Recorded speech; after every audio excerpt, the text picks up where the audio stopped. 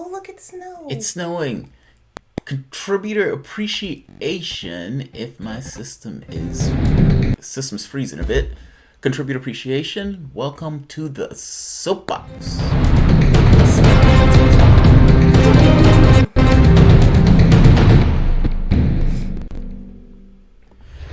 My name is Jamarl Thomas. This is the Progressive Soapbox, and this is my co-host. Oh, you botched it, babe. You're not my co-host? I am the guest co-host, Mrs. Thomas, aka Aisha, aka Mrs. Progressive Soapbox. But you could have said that however you wanted. I know, babe, but I wanted to say, and I am your co-host today, Aisha Hollingsworth Thomas. But see, I could have said, and you're my co-host, and you could have said... No, you just be responsible for your own self, and then I introduce my own self. So, this is Jamarl Thomas. Welcome to Progressive Soapbox. Sounds like a bit of insecurity. just a bit of insecurity. Guys, I hope you guys are doing all right today. This is the day after, or a couple of days after Thanksgiving show. I am still stuffed from previous Thanksgiving. And for Thanksgiving leftovers. Yeah, Thanksgiving leftovers. I've had a hankering, a craving like nobody's business for stuffing. Well, you must understand, I'm a choicy eater. I don't like to mix foods like talking about. However, when I was in the hospital, this goes back maybe 10 years or more ago, the only thing that they had, I didn't like their food choices. However, at night, they had gravy, turkey, and stuffing. Was it around the holidays? No, that's just what they had as the meal.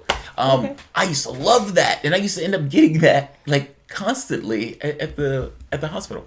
And so now you like gravy. I like it. Yeah, I can eat it together. And that's what you've been tearing up for the last 4 days. Also, New York, they did it really well. They had they have like the bodegas, these kind of just corner restaurants. And this particular corner restaurant had the best. I mean, it was so good. People would get like 2 and 3 containers for later, like during their work break. That's how good they were. Yeah. What I was going to say was, if you missed it, we were here on Thanksgiving. So make sure you check out the live stream from Thanksgiving. We got to cut that video because that video ended up being really good. Yeah, you mean I have to cut that video? There's no I in team. There's we. There's we. There's I, and Aisha's the one that does it. That's sad, babe. Also, we were slated to do 2 additional live stream. I was feeling miserable that day. Contributor appreciations last week. We were going to do one Thursday and then another one on Friday. But if you are Patreon, you saw I popped on and posted a couple messages to let you guys know that he was passed out on the sofa. Yeah, I didn't feel well. It was a treatment day, and then I was tired. So we'll redo that one, and that one will be our call-in segment. Yeah. That way we can. It's one makeup. We need to make up one. Yeah. So if you are a patron, make sure that you're logging on to the Patreon platform for that content and those kind of reminders. If you're ever like, well, when the hell is the show going to be? It may not be here on YouTube, but there's usually something on Patreon to give you a heads up so you know what's happening. Did you get a notification for this? No, and I have seen a couple of people that said, I think Victor Surge and somebody else said they didn't get a heads up. Didn't get one. I didn't get it either. Usually I do, but today I didn't either because I thought you were fucking around when you were like, I started the timer and I was like, babe, I think he's just trying to get me in the room, thinking I'm going to be late because there's no timer. So I had to go to the channel specifically and look for it. And then so I did not get one. Oh, that sucks. That sucks. So if you are watching, we have about 71 people here. It's a little low. So make sure you hit the thumbs up button because that does help YouTube's algorithm. Would it be fair? We did just let start. People know. I know, but usually within the countdown, there's like 50 people or almost 100 people, and there was like 20. It was like 8 people talking back and forth before we started the stream. So make sure you give it a thumbs up because it helps the algorithm kind of notify more people through YouTube. I think that's how that works. So do you want to give your spiel? Yes. In regards to what this is? So if you see me, that means it is probably the weekly contributor appreciation show. Once a week, Jamarl sets aside a show and I help co-host to kind of give thanks to everyone who helps support the channel. It is It's fueled by a post that goes up on the Patreon platform every week. And we say, what do you want to hear? What are your topics that you want us to talk about on this week's show? And people submit and we pull that content from there. If you are not contributing and you're not a patron, still like and share. But what I was going to say, because this is my spiel, what I was going to say was you can submit your topics through email, or if you are contributing, just let us know what you'd like to hear and we will jot it down for the next show. If you're not familiar with what the Patreon platform is, consider being a patron. You are watching a content creator on a platform that can sometimes be a little shady, doing things like not letting viewers know when someone is live, and then also demonetizing many videos. And so the Patreon platform allows you to say, I want to make sure he can keep creating content, so I'm going to commit to a weekly monetary contribution, just as little as $1 up to whatever you feel like donating, and every little dollar helps. You like to say $1 helps. So it's just a monthly contribution commitment, and it helps the show. So that is where we post the reminder for people to give us topics for today's show. So we're also dropping in some exclusive stuff there every now and then, some behind the scenes footage, some special clips from the show that I'll cut and put there. So log in if you're a patron. Check it out. And if you are not a patron, like, share. We are still thankful for your support. People give through Streamlabs, PayPal, Super Chat, and we appreciate that. But if you're not giving monetarily, just make sure you are subscribed if you enjoy the content. And if you're watching a video and you like it, give it a thumbs up, share it, tell your mama, tell your friends, and come back for the next one. Perfect. Even $1 helps. Can I go? Go where? I'm done, right? No. Oh, okay. So let's go to the first story. There was a Super Chat. Oh, okay. Go for it. Majin Bull 17, thank you for the first super chat. Says, never get alerts for you or door. YouTube is suspect. I agree. That sucks. I agree. Yeah, that sucks. I usually get the ones for here. Yeah. But like I said, today I didn't for some reason. Yeah, I don't I didn't get anything. I don't know what, I don't know why their unpredictability is part of that process. Legend says they get the ones for the other channels. I get them most of the time. Every now and then I'll see where like I'm watching a video and there was one that somebody posted and I was like, I didn't know that they had that video up there. But most of the time it's pretty consistent. Yeah. But make sure you do have the notification bell icon selected. Yeah, I do hear people say that I don't get the notifications or like I didn't know you were on, that type of stuff. All right, so let's go to the first story. MSNBC, Joy Ann Reid, she be doing it up on her show. Now, interesting to note, right here, this gentleman to the right is Nance. The black guy with his eyes closed? Right. Nance has a tendency to make stuff up. He said that Jill Stein was working for the Russian news agency and all this other stuff. He is suspect in regards to truthfulness. But on this is a blender that goes beyond just truthfulness. This just goes to straight outright incompetence. Take a listen to this, and this is going to be a major, major error. He got really involved in this. This is what Spencer wrote in an op-ed about what the White House did. On November 14, partly because the president had already contacted me twice, I sent him a note asking him not to get involved in these questions. The next day, White House counsel Pat Cipollone called me and said the president would remain involved shortly thereafter. All right. Is that Richard Spencer? All right, now let's go back to this for a moment. Washington Post writes an article. Richard Spencer, I was fired as a Navy secretary. Here's what I've learned because of it. Now, this relates to Donald Trump getting involved in a case where the Navy wanted to court-martial somebody who they essentially called a war criminal. And he tried to block the court-martial. And Trump tried to block it. Right. Trump tried to get involved early on in the process. Then it got to the point where they wanted to get rid of his trident. Now, this is to do with the Navy SEAL, meaning getting rid of him from the Navy SEALs. Trump gets involved even in that. Now, Trump makes a deal with Richard Spencer. The Navy secretary. Right, the Navy secretary. Right, I'm with you. This gentleman. That's Richard Spencer, the Navy secretary. Wait, that's not...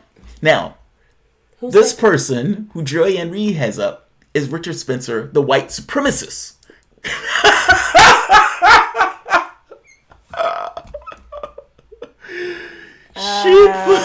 They got the wrong person.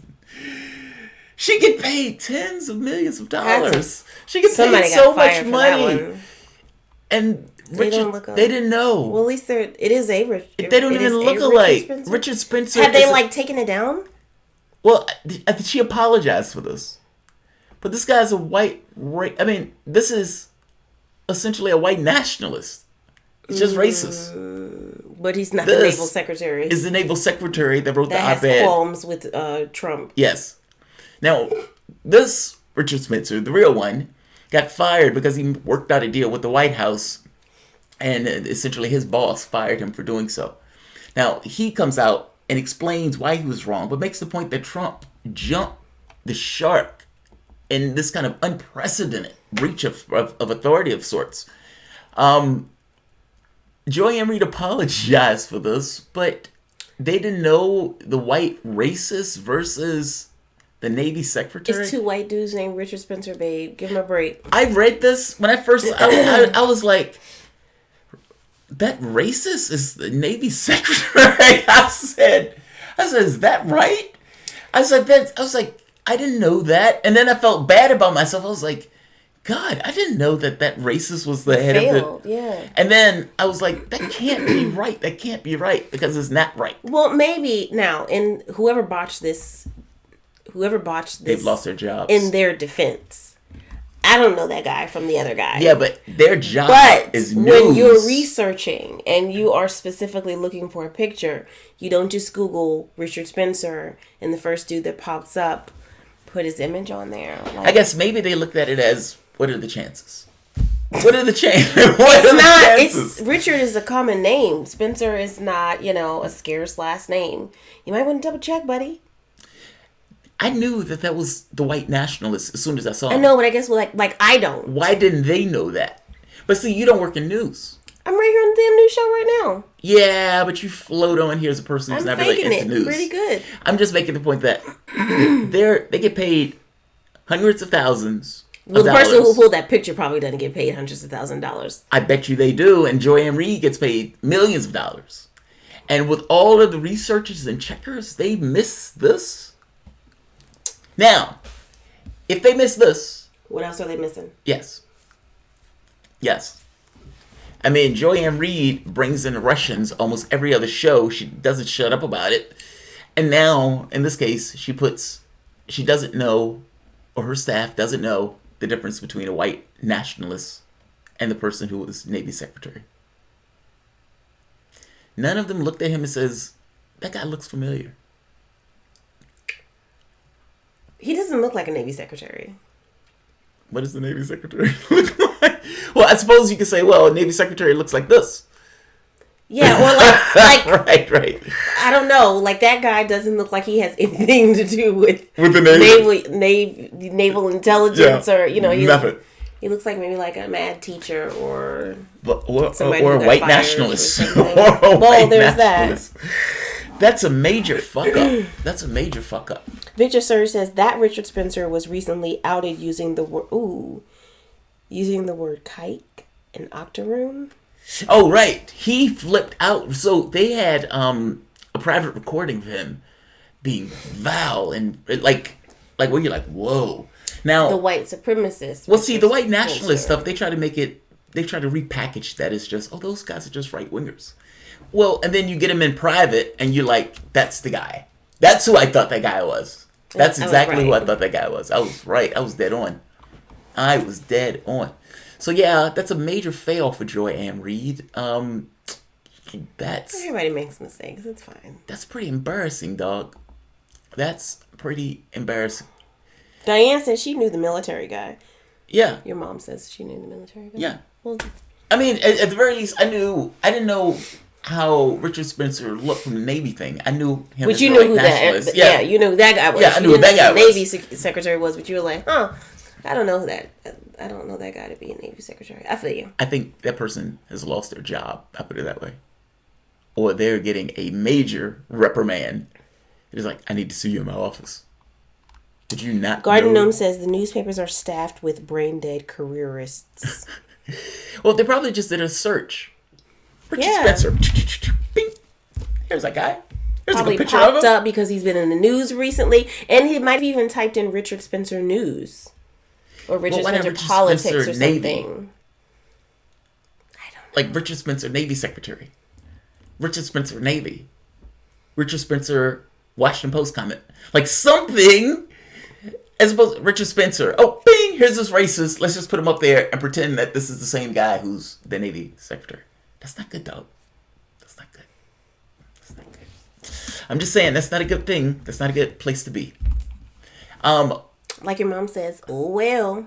Let's hop across the pond. So, there's an election coming up in the UK, December 12th. Corbyn has come up with documents where he says they're going to sell off the NHS. Now, if you're a part of the United States, you say he's a right-winger. Of course he's going to sell off the NHS. Right. But in the UK, they give him the benefit of the doubt. Like, well, he said he's not going to do it. Why do you believe that? Look across your seas for the moment and look at the state of our healthcare system. And these right-wingers that try so hard to make sure that it doesn't budge any inch towards the NHS, which has the number one healthcare system in the world. The U.S. is trying to get their hands on that NHS and try to get their hands either selling you higher drugs or privatizing some of the businesses that you guys have. A recent report came out and said like billions, I think they said $10 billion have been spent from the standpoint of privatizing the NHS, where those companies were able to get their hands on it and the British government was paying for it. So don't believe the hype. And with the new documents out, Corbyn is betting the farm on the NHS. Just like Sanders, to some degree, is betting the farm on Medicare for all. The Labour has cut into the Tory lead. Now, I was shocked by this. Because in my head, Labour has a hard way to go. Like, honestly. But they cut into the lead. Labour narrows the gap. The Labour Party gained on the ruling Conservatives in 4 of 5 polls with 2 weeks until the UK elections. With a vote on the 12th, BMG research poll for The Independent on Saturday showed that support for the Prime Minister Boris Johnson's Conservatives slipped 2 points to 39%, while backing for Corbyn's Labour jumped 5 to 33%. Now, the catch is, though, when you look at the other polls, this looks rough. That's 10 points. That's, 15 points? Mm-hmm. That's 9 points. And that is 13 points. Yeah.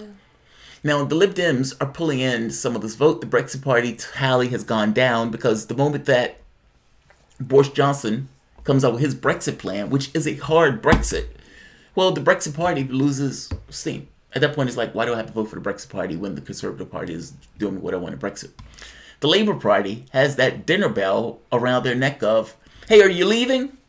We're going to put it to another referendum. And we're going to give Scotland a referendum. You're going to have 2 referendums? Yeah, but it's not going to be soon. And the SNP is like, if you want our support, you're going to have a referendum, buddy. Essentially, we're kingmakers. Yeah. But they're predicting that Tories end up with somewhat of a commanding lead. What some people say is fighting for is a hung parliament. Meaning their argument is the best that Labour can do is a hung parliament. I don't know if that's true or not, but I do know it seems like Labour has a hard way to go. However, it does seem like Corbyn has cut into the lead. Now, it is unclear on what the terrorist attack is going to play into this. You mean the stabbing? The stabbing, right. The guy gets out of prison early. He goes on a stabbing run. Britain has problems with stabbings in general. The Tories have had austerity cuts where they've cut through the police forces, the NHS, etc., etc. And this guy gets out, goes on a stabbing spree, pretends as if, I think he had a bomb or something, and then that's when they shot him. They shot him. Look, the Tories, it's unclear what that's going to do to the polls. Meaning each party is pointing fingers. Labour's like, that's the Tories' fault. The Tories are saying that's Labour's fault. Now, the Tories have been in power for like 10 years or something, like 8 or 9 years. So the notion that you're going to point finger at Labour and say it's their fault is rather ludicrous. I don't buy that at all. And again, it's been all the austerity measures that has been put into place from the standpoint of the Tory government. If that was America, that would have been gunfire. Yeah. Oh, it would have been a lot more people to lose their lives. And it would have been more than 2. And I watched that and I think, wow, they're flipping out over 2 people. I know that sounds fucked up. But we have... Because in comparison to what would have happened in the Yeah. States, you're like, oh, wow, they're lucky. They're like, yeah. They got away with 2 lives being lost as opposed to, in the States, somebody the would have double walked into a digits school. that we regularly see here in the States. They would have walked into a school, they would have pulled out a gun, and they would have opened fire. Or they would have walked into a dance club, they would have pulled out a gun, or they would have opened fire. Or they would have walked into a park, they would have pulled out a gun, and they would have opened fire. Or they would just sit in their house, and they would shoot through their wall, and open... Yeah. We are awash in guns. I had a conversation with a Brit one time when I was in, I forget the airport. It wasn't Qatar. It was one of those, Bahrain or something. And he asked me, he said, why on earth do you guys allow guns like that?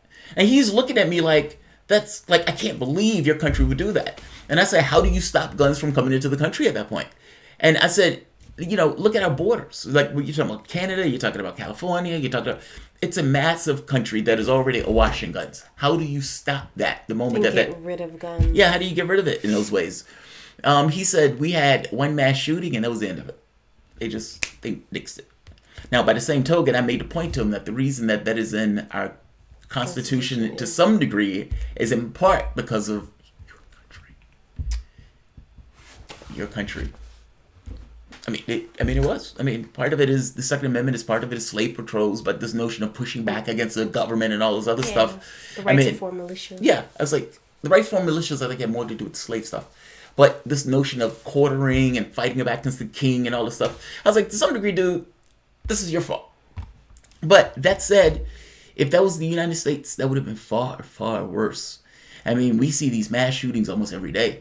And by mass shootings, just mean multiple people being caught in some kind of gunfire. Yeah. And it's perpetual. Like, it never stops. And so you see something like that in the UK, and you see all of these eyes on something. You're like, oh my God. I thought, well, guns are illegal in the UK, so how on earth did somebody get a gun? Because I thought this was some kind of gunfight. Right. And then it's like stabbings. And it's like, oh God, that's horrible, but less horrible than I would expect it to be if it was in the States. Yeah. Even that, we are their darker brother. Paul X says you ban the manufacturers. Yeah, but that's an end run. Like, that's an end run around the Second Amendment. Like, if it's one thing if you deal with the Second Amendment directly. It's another thing if you say we're going to go after manufacturers. It's like, well, how are you going to go after manufacturers when they have a legal right to make those weapons or make those guns? Like, if you say the Second Amendment is null and void, all right, fair enough. And then you proceed from there. But the other way, that was the Hillary Clinton argument, where she was like, well, let's just go after the manufacturers with lawsuits. And it's like, well, you can't go after manufacturers with lawsuits. Either it's illegal or it's not. Right. How do you ban the manufacturers for something? And again, if you're banning the manufacturers, you are in fact saying it is against the law to do something that pertains to guns. How do you have an affirmative right from the standpoint of the Second Amendment, but not the ability to get the weapons? Yeah. Like, this stuff gets a little dicey. Also, I keep making the point, whether you have a gun or whether you have a knife, why is the impetus there? Now, right, let's get to the root of what's causing these people to want to go out and harm someone at all. Yes. Regardless of whether or not it's a gun, a stick, or a knife. Now, in this case, the guy was a terrorist. Well, there's that. There's that. And there are two thoughts. One is, you have to make sure your society is safe. First point. Second point, we're doing things that are making us less safe. You're making people angry. We're making our own terrorists. We're making our monsters. It's, I would say drop food instead of bombs. But that's me. I'm a lefty in this stuff. But either way, this is problematic. And now they're looking at reviewing all of these processes and all of these people who were let off in this way. Because this guy got off on kind of an automatic let out. Mm-hmm. And they're like attacking that. And it's like, yeah, but whether he was let out in 4 years or 8 years, isn't your issue the exact same? It wasn't a life sentence, so he was going to be out either way. He was going to be out either way. So what do you, like, the arguments they're making is almost like an argument to keep him in forever. I mean, when they're like, well, that guy's a terrorist, so you shouldn't let him out in 4 years. Okay, what about the 8-year sentence that he was going to get?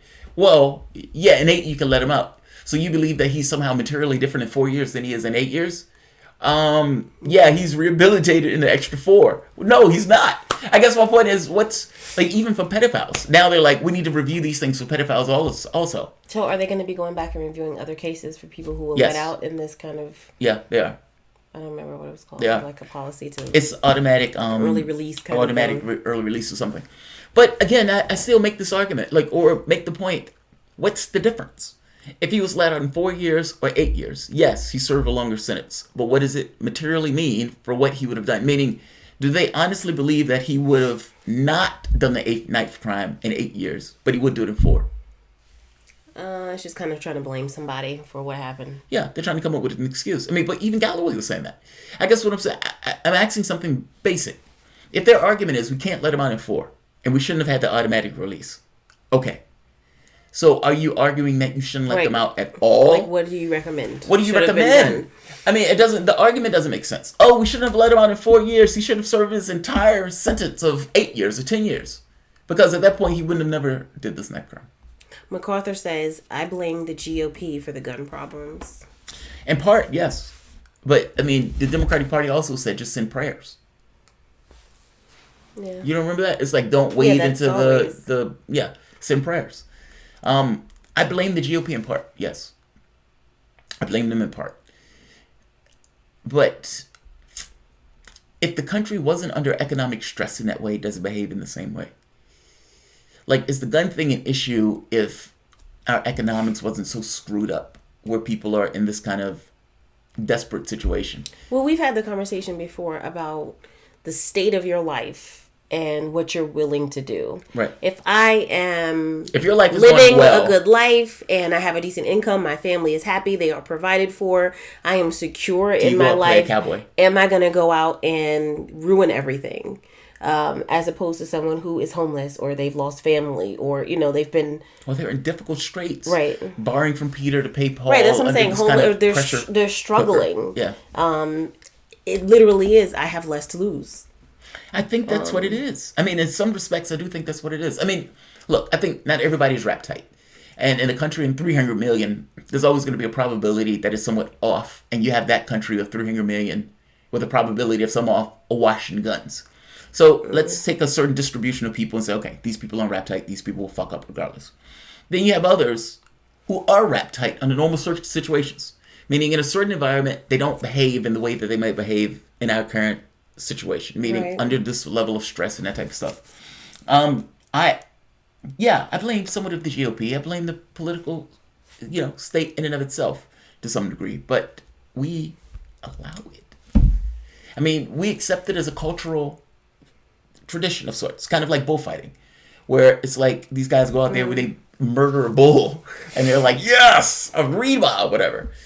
Is a Reba? That's the wrong word. Oh, that's his Mexican. That's Spanish. That's Spanish. That's Spanish. It's right. Why you try to shame me for that? You're just like, oh, that's racist by calling it a Reba. You seen the cartoon with the guy with the sombrero? That's the mouse. Yeah. Speedy Gonzalez. Yeah, but he's Hispanic. Yeah, but he wasn't a bullfighter. I didn't say he was. I'm just saying it's Spanish. It's a Spanish tradition where they go out and murder a bull with those spikes. I see, you've drifted far away from my point. My point is in the same way that those bullfighters get out there and a rational human being will look at that and say, why are they murdering that bull in that way? Why are they torturing that bull? Rational human being looks at it and says, why do you have the guns in that way? What are you so terrified of? Like, why are you so scared that you require all of these weapons to be just kind of awash in your society in this way? Now, inside the society, it says, Second Amendment. So what? They say that as if that matters. Like, so what? You wrote down in the Second Amendment about militias. What that got to do with you running around with guns? What's going on now in 2019? Militia didn't have the... Yeah, none of you are militias. Whatever. It's one thing if you guys join militias. Fair enough. And then they can put you on like a hate group for joining the militias. But why? Why are you so scared? That's never interrogated. It's just kind of assumed we have a Second Amendment.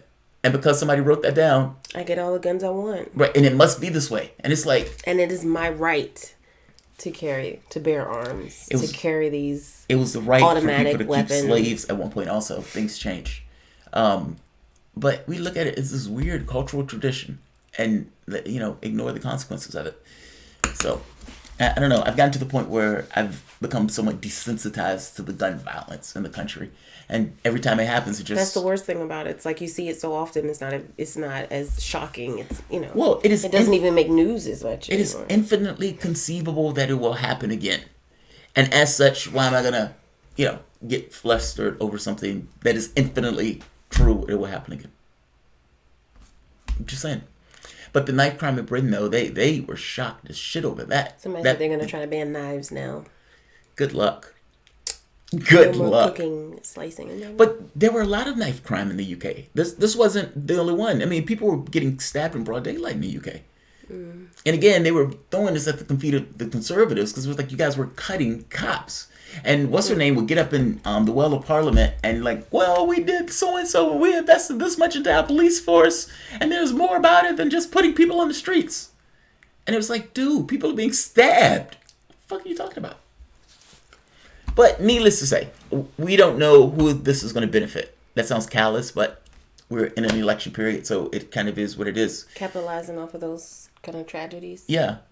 The catch here is it seems that Jeremy Corbyn may be grabbing and holding on to the NHS thing and doubling down on that as his defense. Because, look, I don't think the Tories can be trusted with the NHS. I don't know why anybody would. Corbyn's issue is Brexit. Whether people can just kind of overlook his position on Brexit to go to the position of the NHS. But if they do, this is almost a de facto killing of Brexit. Yeah. You lose something in the process. There's no win. Either way you go. All right, before we go to the next story, really quick, Uncle Brother, hello. He says, no notification. That sucks. He's here now. That sucks. Uncle Brother, you always do hashtag yes. And I feel like I have to say it like that. Can you just say hashtag yes so I feel less stress on that? But welcome. We are hearing that a lot of people did not get the notification today. So thank you guys for being here. And if you are enjoying the content, give it a thumbs up because, like I said earlier, it does help YouTube's algorithm make the show visible to more people. So we have more to join us on the live stream. Excellent. Ready for the next topic? I am ready for the next topic. You're gonna love this one. Oh God, it's about Warren, isn't it? No. One of my one of the subscribers sent this one as one of the. Wait. Okay, so let me pull up who it was. Which one is it? This one is Biden. Oh, that was just Michael Williams. He says, "What the f, Joe Biden?" Right, Joe Biden. So, a video. Joe Biden tells the story. He's in front of like 30 black kids. Look at the title. It says, "Why does he say things like this?" Yeah, I don't know. I have no idea. But he's in front of all of these black kids there at the pool, and he's talking about corn pop. Now, corn pop was some kind of gang member or something that Joe Biden went up against. Supposedly went up against. Right. Joe Biden assaulted the guy in the pool. He's everybody was scared of corn pop. But listen to where this goes. This is honestly the weirdest. By far, if you can find any conversation that is weirder, let me know. When you played it for me, I was like, did somebody chop that? Like, she didn't want to. No, nobody chopped this. This is what he said. No, I know that, but like just listening to it, it's because she didn't want to hear it. I was like, babe, you got to hear this. I know I'm not going to want to hear it. And she's listening. She's like, what? Like, why did he say that? Joe Biden confuses me a lot. This one took the cake. This one is so bizarre.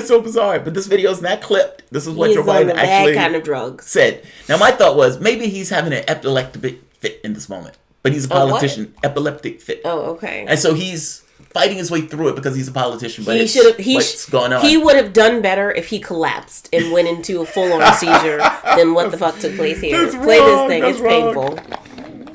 And by the way, I sit on the stand, and it get hot. I got hairy legs that turn blonde in the sun.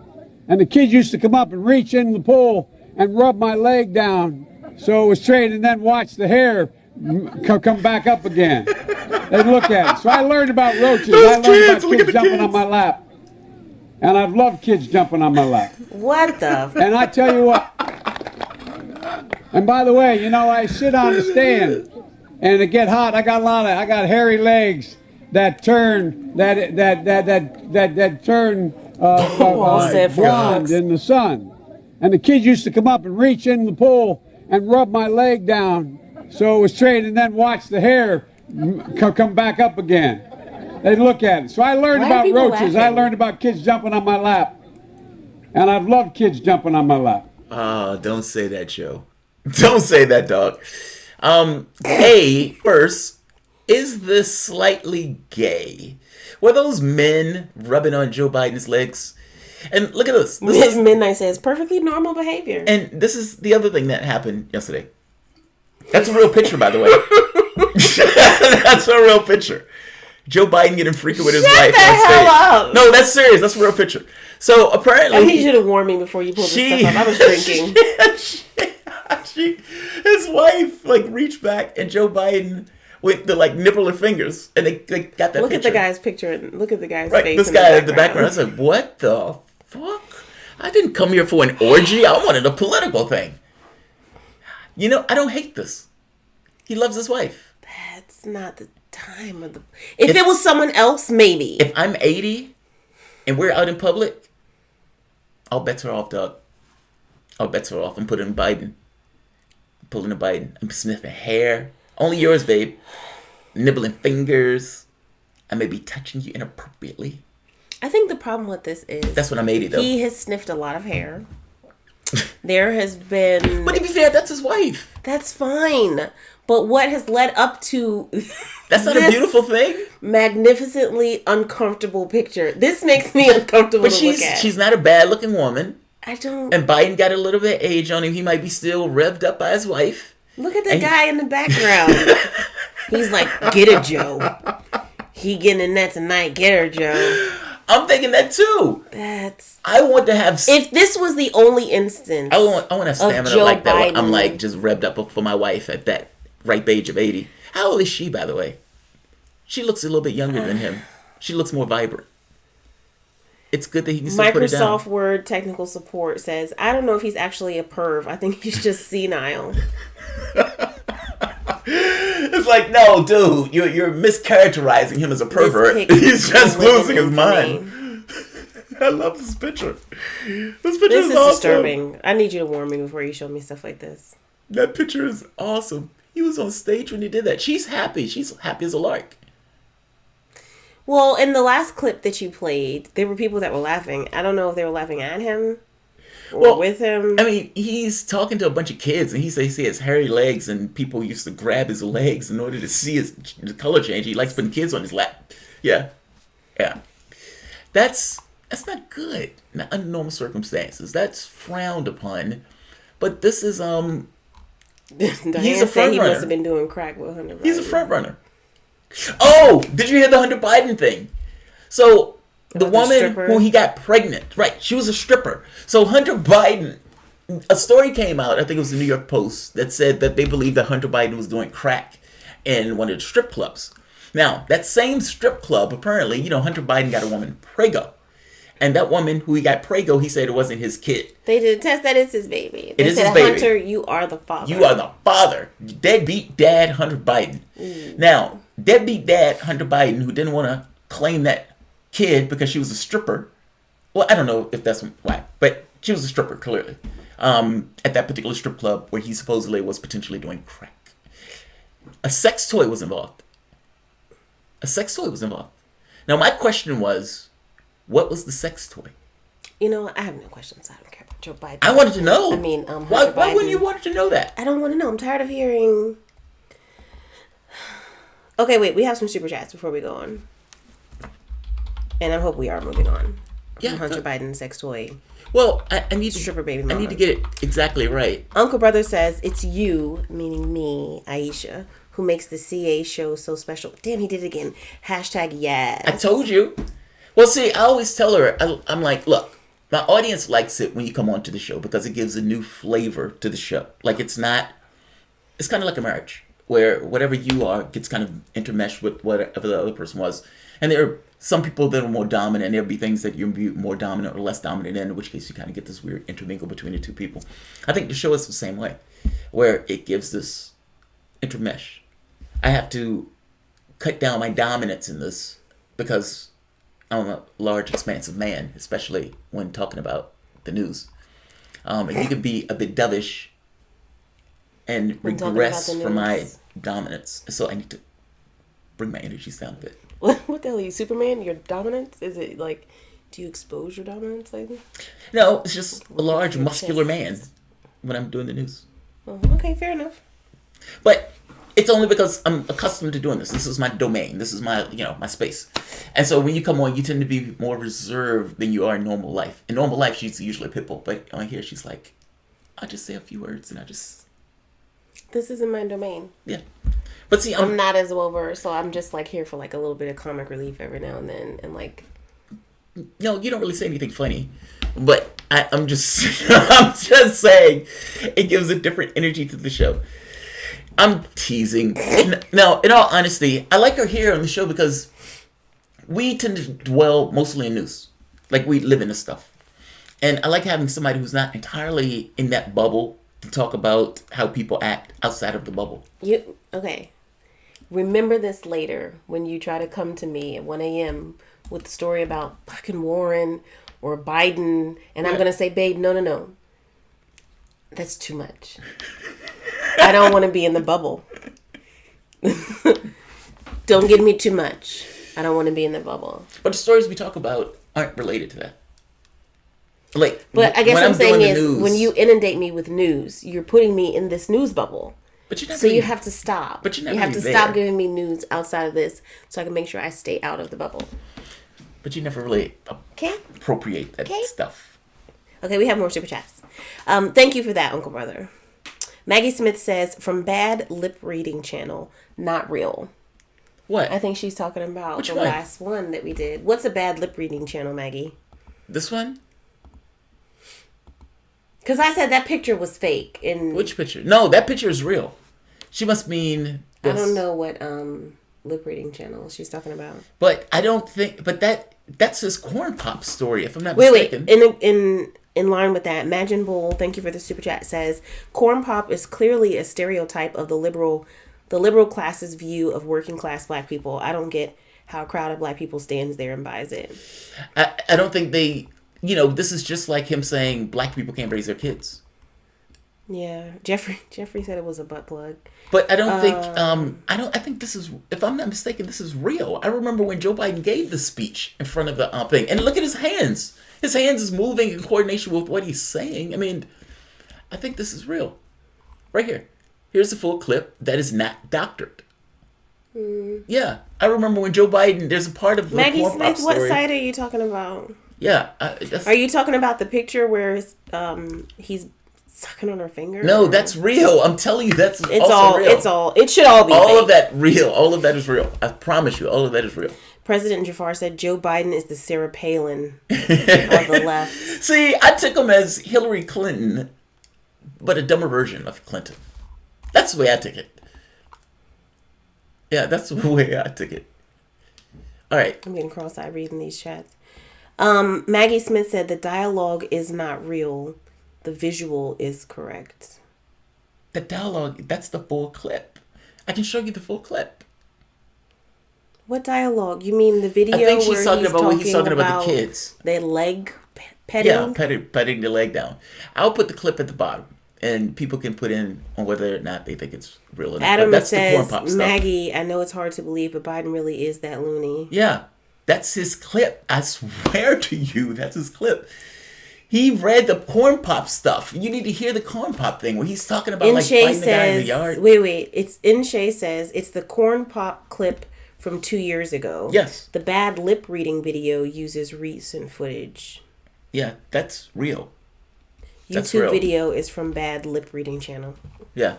I hate to tell you, Maggie, that is a real clip. Wouldn't show it to you if it wasn't real, dog. At least I don't think I would. You'd be back like Joanne Reed and be like, ooh. My bad, dog. My bad. But no, unfortunately, that's, for better or worse, that's Joe Biden. Hunter Biden spent several thousands, right here.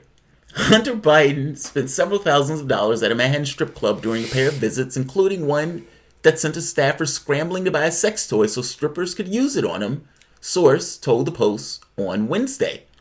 Biden, who's been dogged by a series of strip club allegations uncovered by the Post this week, was accompanied by a woman both times went to Larry Flynn's Hustler Club in New York City and Hell's Kitchen about a year ago, the sources say. On each occasion, he and his companion holed up in a private room where they ordered bottles of pricey booze, and they were joined by several strippers, sources say.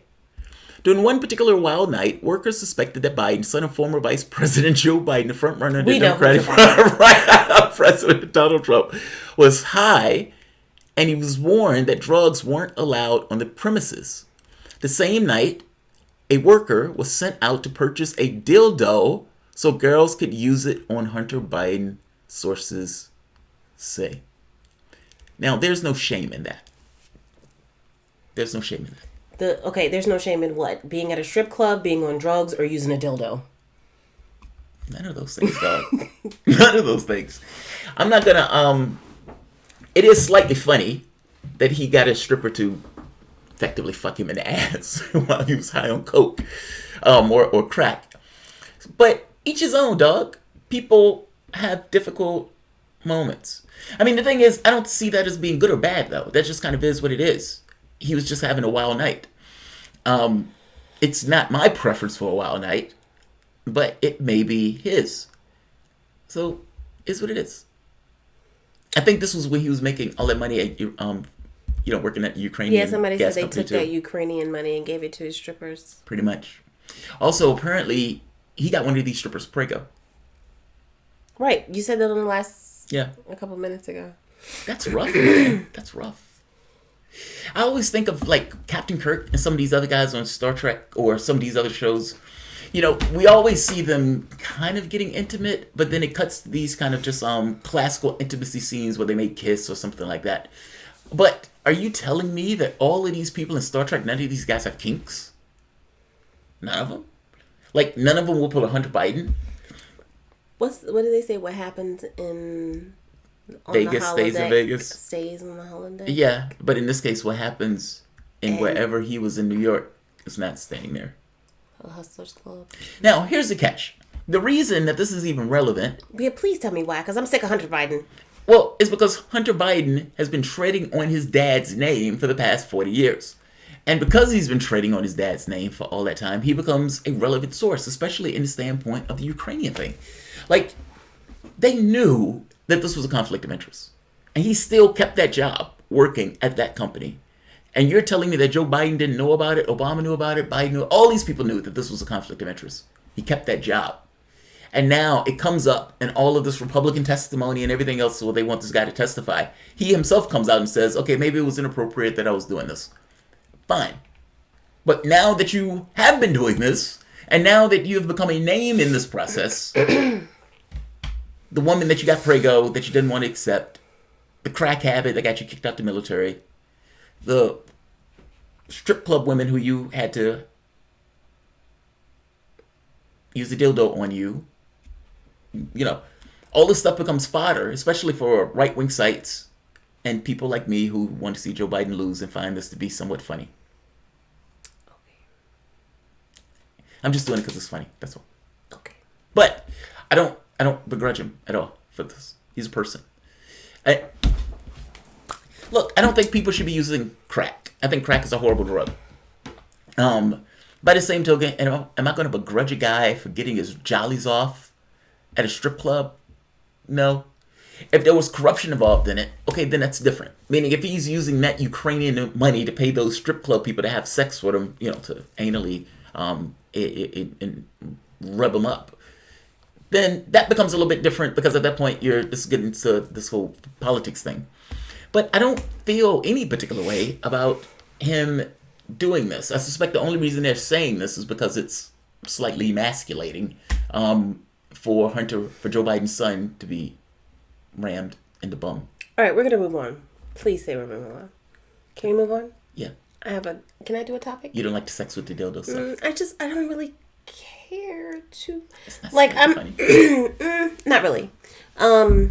Because, like, I think that people should be able to do what they want behind closed doors as long as they're not hurting anybody. The problem is corruption. That's the issue with Hunter Biden. Otherwise, this story never comes to fruition. We're not talking about corruption right now. We're talking about his kinks and do you, boo? That's true. And like I said, I have no issue with this kinks. The story just is slightly funny to me. That's the only reason. But it has more to do with, believe it or not, Joe Biden. I mean, the issue here is more so that his son has been treading on his name.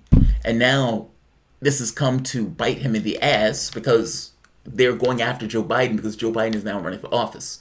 And so all of the things that Hunter Biden and Joe Biden were involved in, be it the banking thing, be it the China thing, be it the Romanian thing, be it the Ukrainian thing, is now come up for fire. And so all of the stuff that Fox News brings up. I get it. And I don't know if it was Fox that brought this up initially. I think it was New York Post. But all of the stuff now becomes fodder to go after him, almost in this kind of sex-shaming way. But he's not the guy that's running, which makes it weirder, But just so we're clear, like I said, do you, boo? I don't care about the crack. I don't care about the sex. I don't care about any of that stuff. I just, I flagged the story just because it's slightly funny and he's clearly corrupt. Okay. Can I do my update really quick? Yes. So I forgot to say this on the last 2 contributor appreciation shows. If your pen hit the floor a couple minutes ago.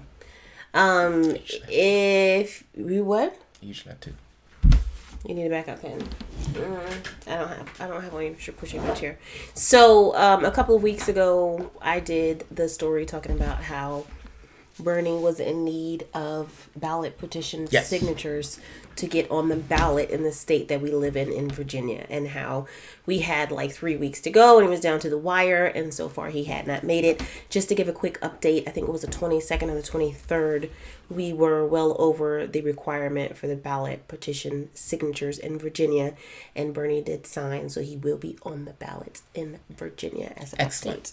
Now, just want to get the update. I was getting some kind of mail saying something about International Bernie. Well, they were saying that he didn't get like something from outside of the country. I guess people who were outside of the country ballot petition or something. I don't know what that. I don't know what that means. Entirely pertained to. Okay, but he's on the ballot in Virginia. Yes. All finished. Signed. Sealed, delivered. When is the election for Virginia? Do you know? Don't ask me hard SAT questions off the hand. It's not an SAT question. I don't have that answer. Okay, my bad. What reminded me of that was Rockley's super chat. Rockley says, "What is the most vital state for Bernie to win in primary or the general?" California. Yeah, California. Because it's huge. So up into for the last God knows how long, California was towards the end of the primary. So nobody really cared what California ended up with because the primary was usually decided before you ever got to California. Well, this year, California has been moved up, if I'm not mistaken, to March, meaning it is one of the early states, and it is a massive, massive state. Perception matters. And if you get something like California and it puts you ahead in the delegate map, it makes it look like, oh my God, this person looks like they have a potential win. If Sanders wins California, meaning his strategy for winning this may include getting California as he, and he credibly can do so. He has a massive Hispanic population. He's been able to build a coalition in this case. And polling-wise in California, he's doing fine. Like, he's positioned well to win California. He has a ton of people there. The catch is impeachment. That's the fucking catch. Because impeachment is going to force all of those senators to be stuck for those several weeks. And if I am not mistaken, that means they're going to be off the campaign trail at the point where they're leading up into Iowa. Kamala Harris, Bernie Sanders, and Elizabeth Warren, all three off the campaign trail. Buttigieg is going to be able to keep ticking about. But for the most part, those three are not going to be on board. So we don't know how that's necessarily going to affect them. I mean, the people who has the most support and so forth may do better in something like that as opposed to people who don't have as many people on the ground in the various states. So we'll see. I mean, we'll see. That's going to be a wild card. I mean, that may hurt somebody like Warren depending on how much support she has. That may even hurt Kamala since she has less resources. But California is going to be extremely important. I mean, if he gets California, because in their heads, they're thinking, what are the states we need to win? That's, the way they're processing the map. Yeah. And so they may look and say, okay, we can lose South Carolina, Joe Biden's going to get that. We can lose Alabama, Joe Biden's going to get that. But we're not going to win those states anyway in the main election, so who gives a shit? but it matters in the primary. However, he may say, I can lose those states. I could get California. I could get Iowa. I can get New Hampshire. And I can create a certain degree of momentum as I move through. But even if I miss some of those southern states, these states give me my pathway to victory. Like, so that could be the way they're looking at delegate math. Lori Mountain Gal Powell says they stole California from Bernie in 2016, and they will in 2020. See, pessimism is not a survival trait. I say that all the time, but I do mean that. Like, you can't start a contest under this assumption that you're going to lose the contest, or under this assumption that there's going to be some deus machina for your opponent. Like, he's winning it, and then all of a sudden something reaches out of the sky and just rips it from. I don't think you can start a contest in those terms. And beyond starting a contest in those terms, I think all hell would break loose if Bernie Sanders were cheated again. I just do. I think it's a hard... Like, you get one cheat. You get one cheat where everybody knows that you cheated. I don't think you can do that multiple times. And while I think that they would prefer Trump over Sanders, in those cases, maybe you do get that cheat with this notion of, fine, fuck it, throw the table over, let Trump wins it again, since we are not injured by that process, meaning the top class. But you can't start a contest with the assumption that you're going to be cheated in that contest. And just because I say pessimism is not a survival trait, it doesn't mean to not plan for that. Like, it means that due diligence means that you have to accept that there's a potential for that. But you can't accept that as a God-given thing that is going to absolutely happen. It kills incentive and it kills motivation. Not to mention, you have the ability to win this contest, and you shouldn't think otherwise. All right. You have something to say? I had, super chats. Imagine, while we're still in this conversation, and can you pull up Streamlabs too? Imagine Bull says, California was moved up right around the time Kamala was being sold to us. Yes. Hilariously infuriating. It is, but Kamala Harris is not going to win California by any stretch of the imagination. And it's very possible that by moving it up, you just, like, why wouldn't California go to Sanders? Yeah. You know what I mean? It just seems like it would naturally be within the context of his wheelhouse. Not only the demographic population, but also politically, you would think that would be in his wheelhouse. And look, the last polls I've seen on California, he was doing well in California. If he wins California, that makes his pathway to victory a hell of a lot easier because California has a lot of delegates. Usually, it's out of the running. Like, usually, at the point where you get to California, it's all sold. Not anymore. California is active. And it's going to play a role in our politics. Another super chat from Marcus Will says, if Bernie endorses Warren, I hope you raised enough money to speak to a shrink. If Bernie endorses Warren, I'd be done. Like, I think I'd just do Star Trek and UFO videos. Well, speaking of that, that's all I do. And from that point on, I'd just be like, you know what? This broke me as a man. I'd probably cry on camera, for 5 minutes, just weep openly, just shamelessly weep, unabashed, not caring that the audience is watching. Be like 1,000 people watching, I wouldn't care. It would be, it'd just break me. And that would be the last political. Yep. Okay. There was a guy who does UFO videos that every so often you used to watch from Australia, and he had a video where apparently he was being attacked by somebody. And he flipped out. He was like crying for 10 minutes. He was like, "You fuckers! You motherfuckers!" Like, he's like losing his shit for 10 minutes. And I was like, wow, I've never seen anybody just kind of melt down like that. Like weeping unabashedly, flipping out. And I'm like, wow, that's impressive. That's impressive. That's what I want to do on the way down. Oh. I want to just lose it. Just. Oh, sorry. There's no Streamlabs. Unabashed. So with that being said, can we segue into the UFO story that you have in the title? Because people keep saying, what's good with the UFO? Yeah. So you guys know Academy to the Stars, or To the Stars Academy. This is the one with Tom DeLonge, the rock star that was working behind the scenes. Now, people thought Tom DeLonge was full of it initially, but they found out that he wasn't. And guess how? WikiLeaks. People always look for the political stuff, but they miss the UFO stuff. Tom DeLonge is in the Hillary Clinton WikiLeaks. Podesta was a big UFO person. Tom DeLonge was interacting with Podesta on this stuff. He ended up getting a bunch of spooks to assist him in having various people to come out into the public. Now, this is important because the pallets and everything else, when those UFO videos came out, Luis Elizondo, and people were like, yeah, is that real? Is that real? Then the Pentagon comes out and says, yes, those videos are real. Which means that those UFO videos are real. Then you have pallets to come out and talk to the press. And Luis Elizondo, the guy who's head of the program, comes out, talks to the press. He's on CNN and they ask him, so are you saying we're not alone? And he says, based on my scientific observation, no, we're not. Now, at that moment, that is your government coming out and confirming to you without necessarily disclosing. I hope you understand the difference. Like, it's this thing of saying your military, your branch of the military has come out and says, yes, these things were real. We didn't know what they were. They had technology that we didn't necessarily know what they were. They wildly outperform our vehicles. And they're using physics that we don't fully understand. Right. These are real. This was the Navy. This was the Navy. Then you had pilots who were working with the Navy for years coming out saying, this is what we saw. And they this said was the ship. The pilots... The Roosevelt, the Nimitz, they gave it to you. They gave it to you. They gave you the confirmation. You even had, I can't remember that guy. I think it was for the China, the area like North Korean Sea or something like that, North China Sea, where he was asked directly about the UFO issue. He says, yes, for a period of time, we were our airspace was being invaded by something we didn't necessarily know what it was, etc. That's confirmation. Now, my argument has always been, it's either us or it's not. You can't have it either way.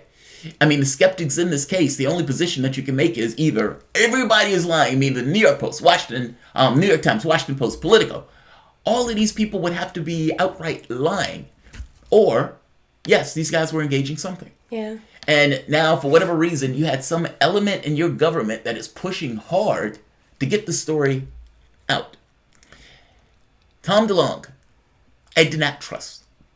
Now, I didn't trust Tom DeLonge because my feeling was Tom DeLonge was covered by a bunch of spooks. The people who were with Tom DeLonge and explaining the world to Tom DeLonge, especially from the standpoint of the UFO stuff, were people who were in intelligence. They were spooks.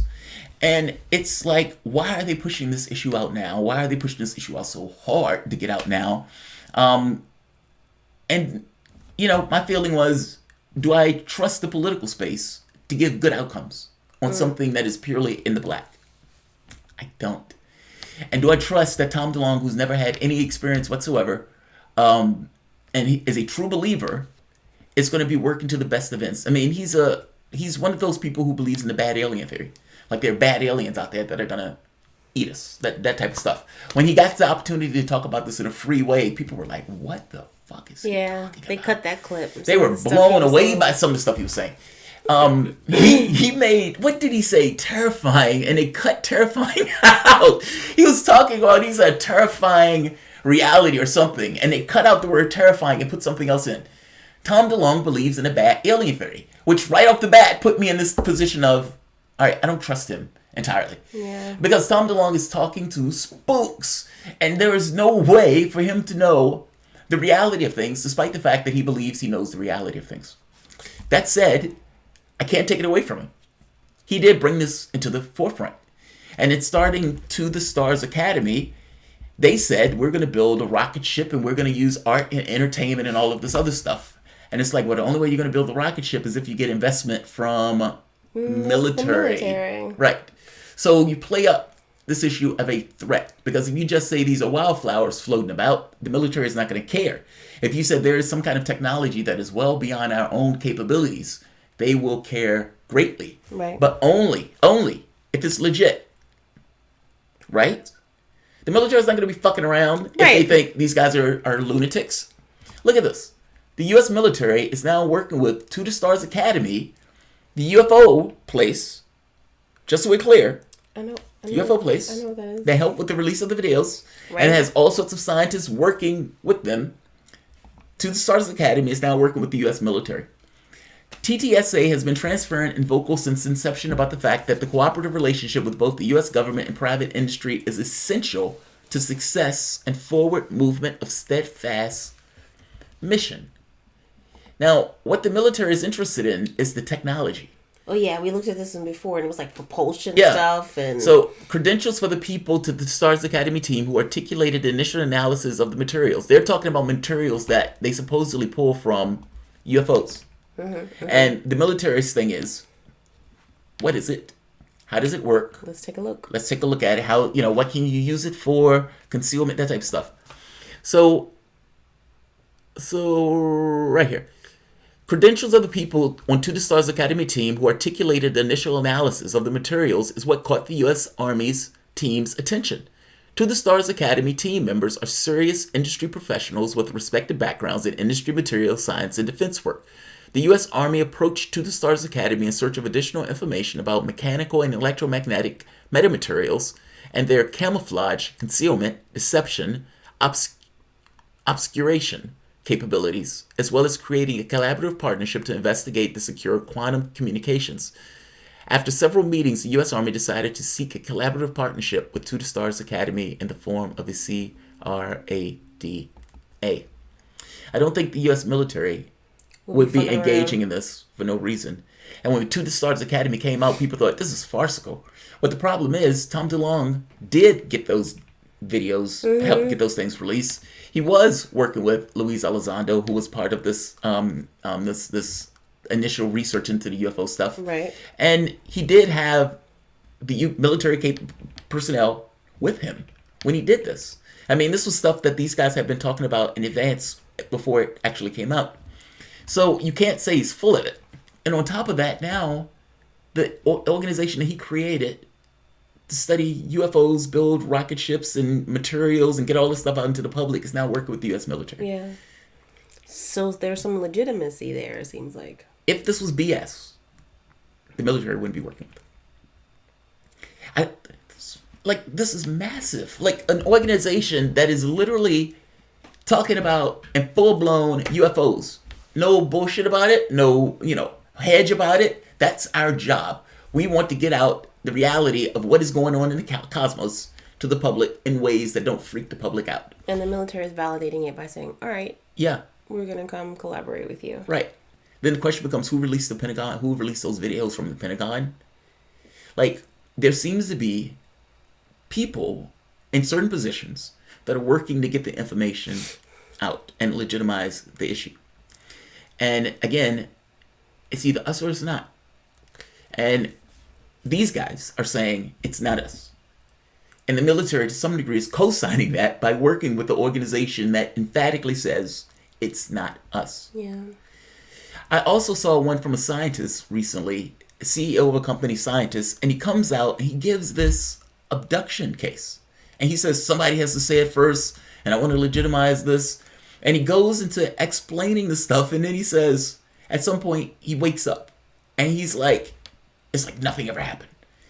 Now, he's telling you this stuff because he's also in this camp of, we want to get this information out, we're trying to explain this stuff, etc. Even Bob Bigelow was the guy who had the military contract in order to study, meaning the aviation company. He has a gray alien painted on the side of his building. And when asked by the media, do you believe in aliens? He said, yes. Do you think they're visiting? Yes. I know they're visiting this planet. Like, emphatic. But this was the guy who was working with Luis Elizondo to study this stuff. Yeah. This is big. This is big.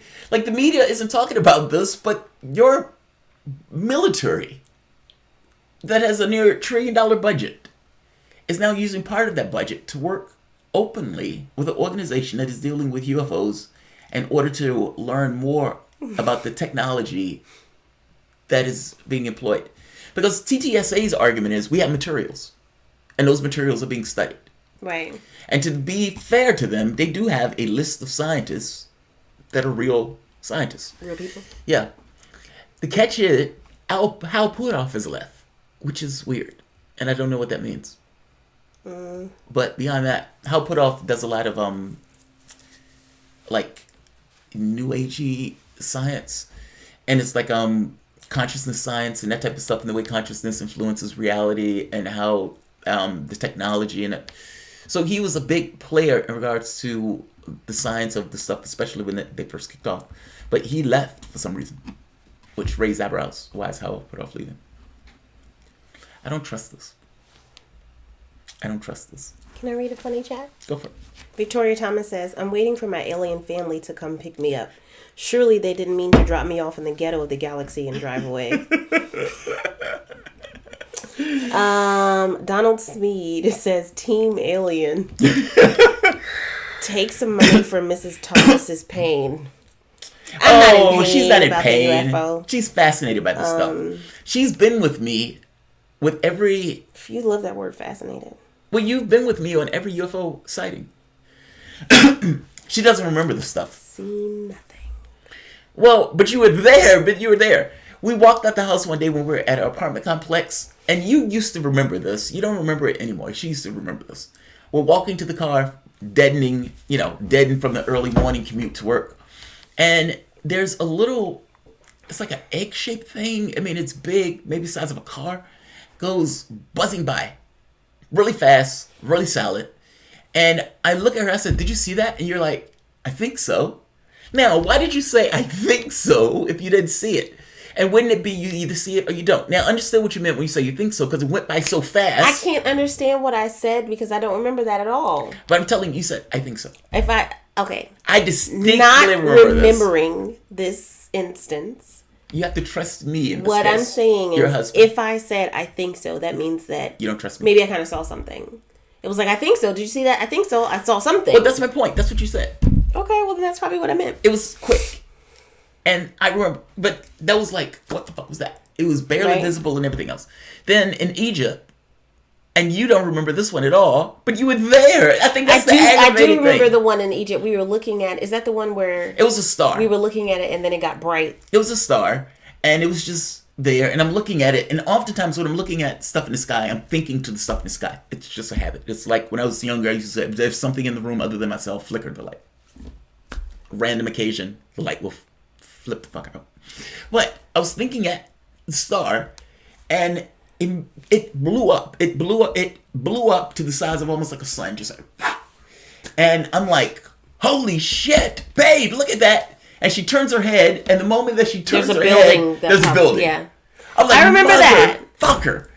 Motherfucker. I remember. But that's the first time that's ever happened. Like, I've seen people talk about like these kind of like almost like stars, where a star just kind of blows up. But that's usually when these guys are out there like UFO hunting or something like that. I have never seen it where it did that, where a star, very tiny in the sky, all of a sudden gets up to the size of the sun. And the fact that you were there again and just so happened to miss it is aggravating to me like nobody's business. Like, it's one thing if both of us are there together and we can be like, we were there when that thing blew up like a star, man. You remember that? And you're like, yeah, babe, I was there with you. We're just there, loving one another. Lovers in the flame of this UFO. What? But that's random. We can't say that now. Instead, because I didn't see it. You're mad because I didn't see what you saw. So instead of it being I don't have any lovers under the that. glare of this amazing UFO, where we have this story, it's like we're just lovers there in the brisk of this. We're in the back of an Uber in Egypt. Yes, but instead it's, oh, he's a crazy person because I didn't see it. No one said you were a crazy person. All right, hold on. We got an old super chat. I gotta go back. Your doubts hurt me, babe. Okay, are we done with UFOs? Yes, we're done with UFOs. Okay, really quick. On the last... All I'm saying is you need to try harder to make sure you see these things when I'm seeing that them. I'm looking exactly where you're looking at any given time of Or the maybe... day when we are in Egypt. Maybe to up your reaction time. When I'm like, babe! And you have to like... Because I think you might have taken like a second or two to do turn. What? Do that again? I'm like, babe! You need to be And able I gotta do what? You gotta be able to move, man. Okay. I'll do better. I'm just hurt by you missing those. Okay. All right, we're done. We're done. Okay, very quickly for the last topic when we were talking about Bernie. If Bernie endorses Warren and Tulsi is still in the race, then I'm done with him forever. Stand with those who stand with you. I got you, Major. I saw. I just had to wait until this topic was over to go back to the last I'm not even considering something like that taking place. You must understand, in my head, there's no chance of loss. Now, I know that there's no a chance small probability of loss. Oh. Things happen. Like, but when I used to play chess, I used to play in a way where I just assume I will win. Now, my mom had to tell me one day, she says, Boo, you know you're not going to win every game, right? Now, that was a mind-blowing lesson to me. I was like, fuck, she's right. And in fact, she was like, it's even a little, what's the word she's, a little, not asinine, but it was something like to even believe that you're going to win every game. Now, whether that's true or not is besides the point. And going into a contest, you kind of assume you win. You're like, why would you assume otherwise? Why would you even play if you assume otherwise? Now, that said, yes, there's a possibility. But no, I am not considering any possibility of him backing Warren. Especially now, when it seems like she's sprained her ankle. Politically speaking.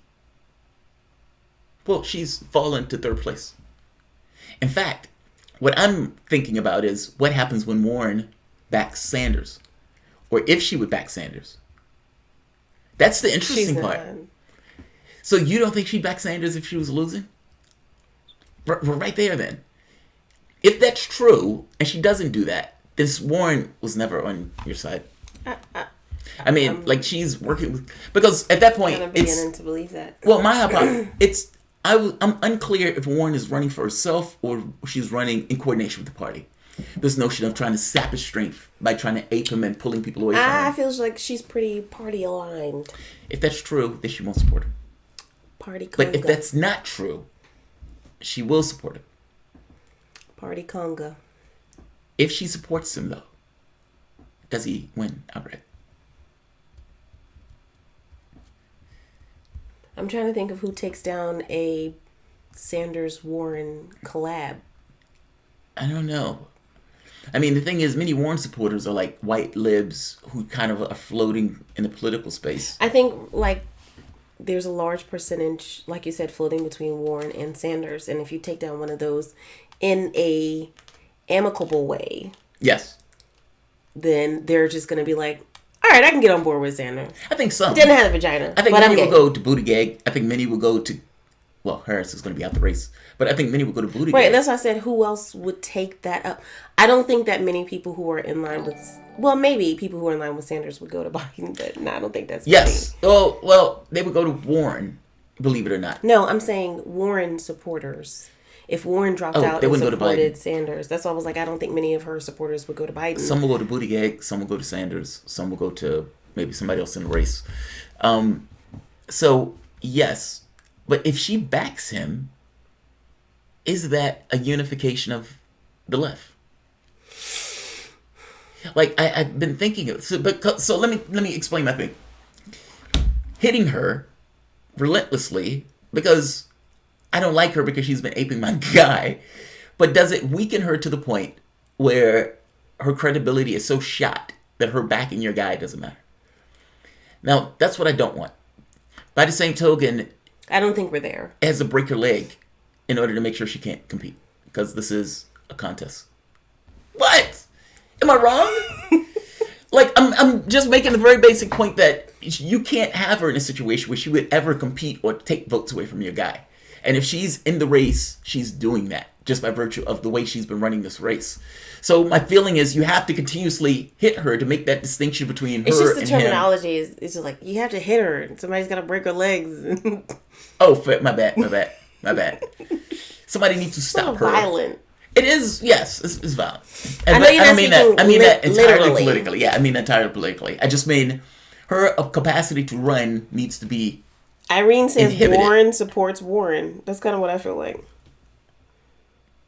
Maybe. I mean, but if your name is Bernie Sanders, can you take that as being the case? Like, you know that the Democratic Party has a tendency to push people into various races. And if she was working with the party before, why wouldn't she be working with them now?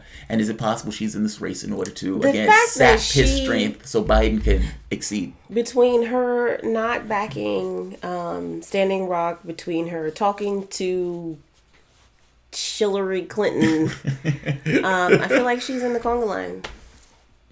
Yeah, I think she's in party line. All right, so Imagine Bull says Bernie marching for MLK yes. and then integrating voters into a burning building twice would be painful irony. It would break me as a man if Sanders backed Warren in this race. It would kill Would me. you just change this to a UFO channel? Yes. I'd be down for that. It just Could I because dress UFOs up all the time. Could I dress up like an alien, or would that be too much? That'd be too much. Oh, That'd be too much. I don't know if I'm down for that then. Far, All right, hold on. We have far too much. a super chat from Donald Smead said, "You had me at lovers in a UFO flame." All right, so really quickly before we move from the dim shenanigans, Marcus Will says, "How soon will Pete Buttigieg plateau?" That's a good question, right? I mean, because this goes back to Warren supporters. Like, their supporters are floating around. Like, they're feeding off the same bloodline, yeah. And so it seems like as she's gone down, he's gone up in some polls by the exact same measure. It's the weirdest thing in the world. Sanders supporters hate him. They were doing polling to see what did various supporters think of other candidates. Sanders supporters hated his guts. Yeah. Warren supporters were like, he's not that bad. Now, the difference is, because we recognize he's just gay Obama. We lived through Obama. And why does everybody think that is a horrible term? I don't know. It just sounds really fucked up. He's literally gay by... He's a gay white Obama. He's gay white Obama. Now, the reason I say that, if you look at the way he talked, do you remember the first debate? You was like, who's that guy? And I said, that's Pete Buttigieg. And you was like, was he in the last debate? I said, yes. His poise, the way he talks, comes across as Obama. He's a blank slate. Like, Obama would say something and then he'll get rid of the first thing that he said in the next part. We need to do blah, blah, blah, but blah, blah, blah. Essentially, he didn't say anything. He equaled it out. Pete Buttigieg is a blank slate. Anything can be hoisted upon Pete Buttigieg. He gives you, he tells you the stuff and you have to believe him because he has no record at all of doing anything. And you have white liberals who are like, yeah, that's what we like. He makes us feel good. Well, that's what Obama did too. That's not a slander. That's not a slight. Did you? Him being gay doesn't matter I didn't to say me. it was a slight. Well, you said it seemed bad, and it just seems kind of racist that it seems bad to you. That's not a race. It's nothing to do with his race. Did you answer the question of when is he going to plateau? There's no way to know. I mean, it's very possible that he eats Warren alive, in which case he takes her vote and she drops really down. Violent towards her. You're being very sexist. How's that sexist? Hit her, break her legs, takes a bite out of her. I literally use eat that person alive. Eat her alive. I use that all the time, regardless of whether the person is a man or female. My point is, before being interrupted. Oh, my bad. And it's kind of sexist to even call that sexist because there was no sexual connotation associated with it. You just kind of added that in there. Okay. But my point is, there's no way to know. I mean, if Warren and Buttigieg are feeding off the same blood source, then it's possible that as she goes down, he goes up. In which case, she may end up in a single digits and she's, he takes that spot. Problem is, he can't get the black vote. So Warren, at the very least, gets a distribution of the black vote. In fact, she gets a decent one. Yeah. How does he get into any other state? Like in South Carolina or any of these other states, he's going to get crushed. So I don't buy that Buttigieg is a thing yet. Like, I know the media is trying to make him a thing. I know the media is trying to say he's great. Until he gets some section of the black vote. I mean, he's walking around taking pictures with black people now. Have you seen this? Well, Gardner and somebody else said, if you didn't send back the flyer, then you're for Pete Buttigieg. Yeah. 400, right. Do you know what he's talking about? Yeah. Where Buttigieg tried to say that if you don't opt out, then you de facto opted in to like Mayor Pete. Half of those people were white. He insinuated that the people were black, half were white. And the 4 people that he claimed prominent blacks, one of those guys was a major Bernie supporter, and the other 3 were horrified that they were on that list. Buttigieg is a lying motherfucker. Just like I named my first thing, I said, if you want to know that Buttigieg is a bullshitter, let's start here with this campaign ad. But you can expand outward. This was a major, and the media didn't hit him for this. How do you not hit him for this? Like, that's just flagrant lying. That's not even... We'll let it slide. Yeah. It wasn't a big deal. And by the way, Kamala Harris had the opportunity to hit him with this, and Kamala Harris passed up the opportunity. So, I don't know what that's about. Charles Pereira says, if Bernie loses, he needs to disappear to save face if he endorses any centrist. God, this man. is his last chance. Go It all is. or nothing. It is. Nina needs to succeed ASAP. Agreed. Section 31. I keep saying we need Section 31. We need a Section 31. Do you know what that is? Jesus, yes, I do. That's Star Trek's Don't ask CIA. me if I know. That's Don't Star ask Trek me if I CIA. know. Now, Because if I say yes, you're still going to say it. my thing, well, because I'm telling the audience. My thing They could Google is that Sanders is too good of a person for some of this political He doesn't space. want to hit her. He doesn't want to throw a He punch. doesn't want to break her legs or eat her alive. Well, no, not just her. I mean, I'm just talking about, in general, he doesn't deal with Attack. threats well. Right. And so the question becomes, there needs to be somebody in his camp that does have that capability of neutralizing threats, even if it's not necessarily something that the candidate will be all that much enamored with, and something that can't be tied back to the candidate. I just would feel far more comfortable if there was something in Sanders' camp that functioned in that way. That's all. Wait. Maggie Smith says, I'm not. Uh-oh. She says, Buttigieg is all soft G's. Please pronounce correct. Buttigieg? Does that mean booty gig or booty jidge? Oh, I see. I was Soft saying it wrong. G's. Soft G's. Soft Soft G's. G's. Buddha So gig. jidge. Buddha gig. You say gag. You say booty gag. I Booty think gag. it's booty jidge. That's a hard G. G. Well, Is G. it pronounced like a G Booty like ga. garden So it or has a to be J like? Buttigieg. Buttigieg. Maybe Buttigieg. That's what you already say. No. Oh, you say booty gag. Gag. I think it's booty jidge. I think it's Buttigieg. Let's go with Buttigieg. Warren, however, is G says Dim nominees signed a pledge to endorse though. yeah. Booty judge. So he just has to win. Buttigieg. That's what I said. Buttigieg. He just has to win. It's j not g. I want to. Buttigieg. I want to show something. Wait, Maggie said it's Buttigieg. Pronounce it correctly. Somebody said you don't read Streamlabs, but we did check Streamlabs. And I did there's check nothing there. Streamlabs. I literally just checked it. I think that's just somebody just saying it, just to be saying it. They be like, we're gonna get them to check Streamlabs. Suckers. If any of you had a couple of $1 billion Right here. Look at this. Theory of the case. What Theory is of the this? case. I couldn't hear. Could you play that again? I'm sorry. Oh, I didn't play it yet. Oh. Theory of the case. You're running and you're explaining to the American public why the system is the way it is. And you're trying to organize the energies of the public into this kind of focal point for you to push through to get to the primaries. I want to show you the difference in theory of the case between Sanders and Warren. This is Sanders. Please, if any of you Can you turn had a it up? couple of $1 billion, Now let's see how this goes. you could announce, and I know many of you do. I'm sure this room is loaded with billionaires. It's usually the audience that we attract. Any one of you can announce your candidacy for president, you would be taken seriously, even if you were the dumbest person on earth. Because you got $1 billion in the back, and the media would cover you extensively because you can spend unlimited amounts of money buying TV ads.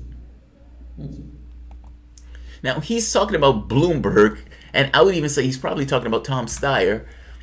Essentially, people who can get into the presidential race entirely because they have cash. He said you could be the dumbest person on the planet, and if you have $1 billion, they would take you as a legitimate candidate. How's he wrong? How's he wrong? And why on earth does money legitimize a candidate? Answer me that. That's a question, babe. Why on earth does having $1 billion legitimize you as a candidate? I don't know that it does. But the media takes people seriously on those terms. Donald Trump threw all that money into the race, and all of a sudden he was. I have a legitimate lot of candidate. money. I'm influential, so here I go. It's because we deify cash. Like, it doesn't matter what you got in your head. It doesn't matter how you got the money. As long as you got the money, that's all that matters. And listen to this one. This is one of my favorites. Listen to, this is taking place all across the United States, meaning he's marshaling the forces of the country itself to raise the consciousness of the country in regards to this notion of class. Listen to this. They know we're standing up to their greed and their corruption. And literally, they're already figuring out what they're going to do. Are they going to leave the country? Are they going to get divorced? What are they going to do to protect their billions? But what we say to them is that we will no longer accept having more wealth and income inequality in America today than at any time since the 1920s. We say to the billionaire class, whether you like it or not, you're going to start paying your fair share of taxes. Look at all of these people. This. And when we talk about, and this is one of my favorite clips. He sounds like Batman. He says, "Your greed and corruption," and he's like just screaming it. And he's doing this thing where he's like taunting them. He said they're already thinking about what they're gonna do. They're gonna leave the country. We say now to the billionaire class that your greed is enough. Like, he's going at them on this. I love this clip. I love this clip. Now, that theory of the case makes the point of the issue is greed. The incentives of your system produce outcomes where greed, for the most part, is rewarded. But that greed being rewarded is at the expense of everyone else, be it rules that are put in place, increased fees or costs of various products, meaning, let's say medicine goes up 1,000% just because medicine goes up 1,000%. Or for that matter, paying your people a crummy wage and shipping a job overseas because it is in your best interest to do so. Greed. You have a capitalistic system that incentivizes greed. And they're shocked to shit that people are greedy in a system that incentivizes greed. Like, think of it. You're greedy and you get more back because of such. And people pat you on the back and say, that guy's a good capitalist. He was able to raise that drug cost 400%. He was able to get all those sick people to give him more cash. Or he was able to ship those jobs overseas, and now he's able to take all of that extra wealth that he was paying American workers and now put it in his pockets. Wow, that stock price shot up. That's smart. That's smart business. He's a good capitalist. Now, Sanders would say these people are greedy. The system itself incentivizes greed. And you have a billionaire class that has rigged the rules and has manipulated the system in a way that allows them to retain not just political control, but also economic control. Now, listen to Warren's theory of the case. Warren's theory of the case is slightly different, but there's a difference. Listen to hers. Okay, Damn it, I can't hear her. Me either. Not at all. The other one was muffled. This is inaudible. Climate crisis in America today. It's 25 years of corruption that brought us here. Corruption. Dream big. Now, she said there's 25 years of corruption that brought us here. She's talking about the climate crisis. But the thing is, it's not corruption. I mean, don't get me wrong. The people are corrupt. But she's acting like that's a feature. A bug, not a feature.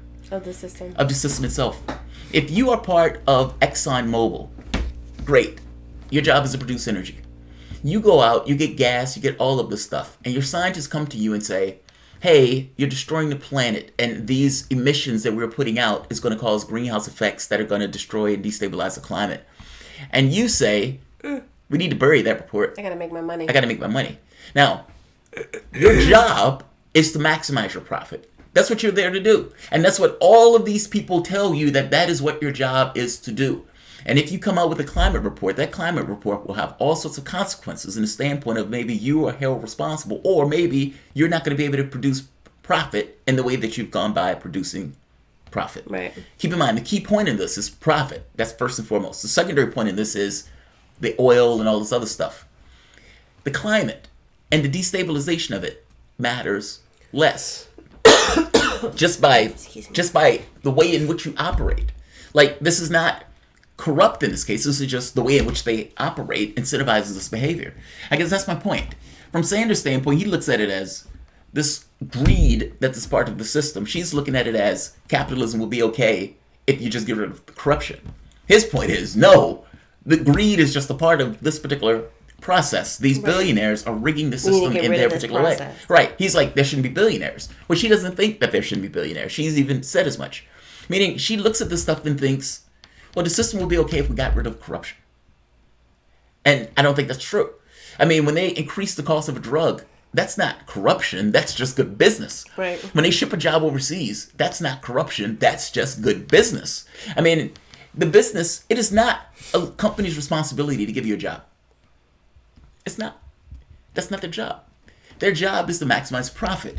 And their ability to maximize their profit, or in doing so, they may bring you on because you help them maximize or get more profit. It's a means to their end. It's a means to an end, but it's not for you. It's not for your benefit. So if they need to ship your job overseas, they will do that. If they are Uber and they could fire all of the Uber drivers and just turn them into robots, they will do that. It doesn't matter that 100,000 of those people are, using it for economic ends. It's not their job. Yeah. Their job is profit. Make money. I guess my point is, you can do all of that, and none of that will be corrupt, and still end up with this 95% of the income gains to the top 1%. It's not entirety of corruption, even though corruption is part of the process. It is also true that the moment you have that much cash, you have political influence. How could you not? Right. How could you not? Your system literally runs on cash. It runs on it. Which is why you see people getting into the race that they are now. Yeah. Like, when you asked how's a millionaire get into, or billionaire. I mean, Bloomberg is jumping. Race. Bloomberg could spend $2 billion in this race and still save money, as opposed to Sanders or Warren getting in. Now, I believe Warren on this front. Warren will pass a wealth tax. She believes it. She's a true believer on this. I even believe her on the Wall Street stuff. This is where I think she's being honest. I think she's a true believer on this stuff. I think she would slap the knuckles. And I do believe that Bloomberg thing, Bloomberg would end up paying like $6 billion. So if Bloomberg just spends $3 billion, he saves money. Right.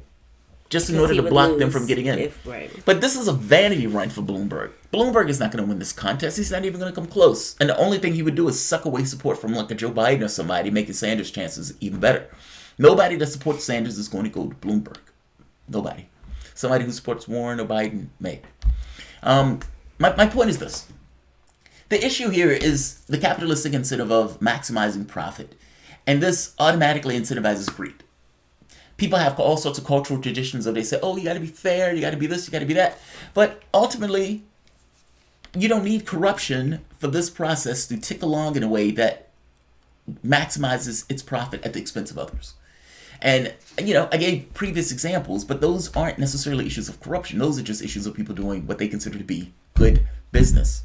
Good for them, of course. Mm-hmm. But again, it's a business. The whole point of it is to be good for them. Right. Like either change the rules of the game, change the incentives of the game. But you can't have the incentives what they are and then turn around and point the finger and say, you guys, did something you're supposed to do. I mean, look at cigarettes. Cigarettes knew they were giving people cancer. And they turned around and said, okay, we're not going to tell people that we're giving them cancer. I mean, their job was, all right, we need to find a way to attack the science because we don't want to change our business model in the way that we've operated and gone on for these years. Well, many of these places do the exact same thing.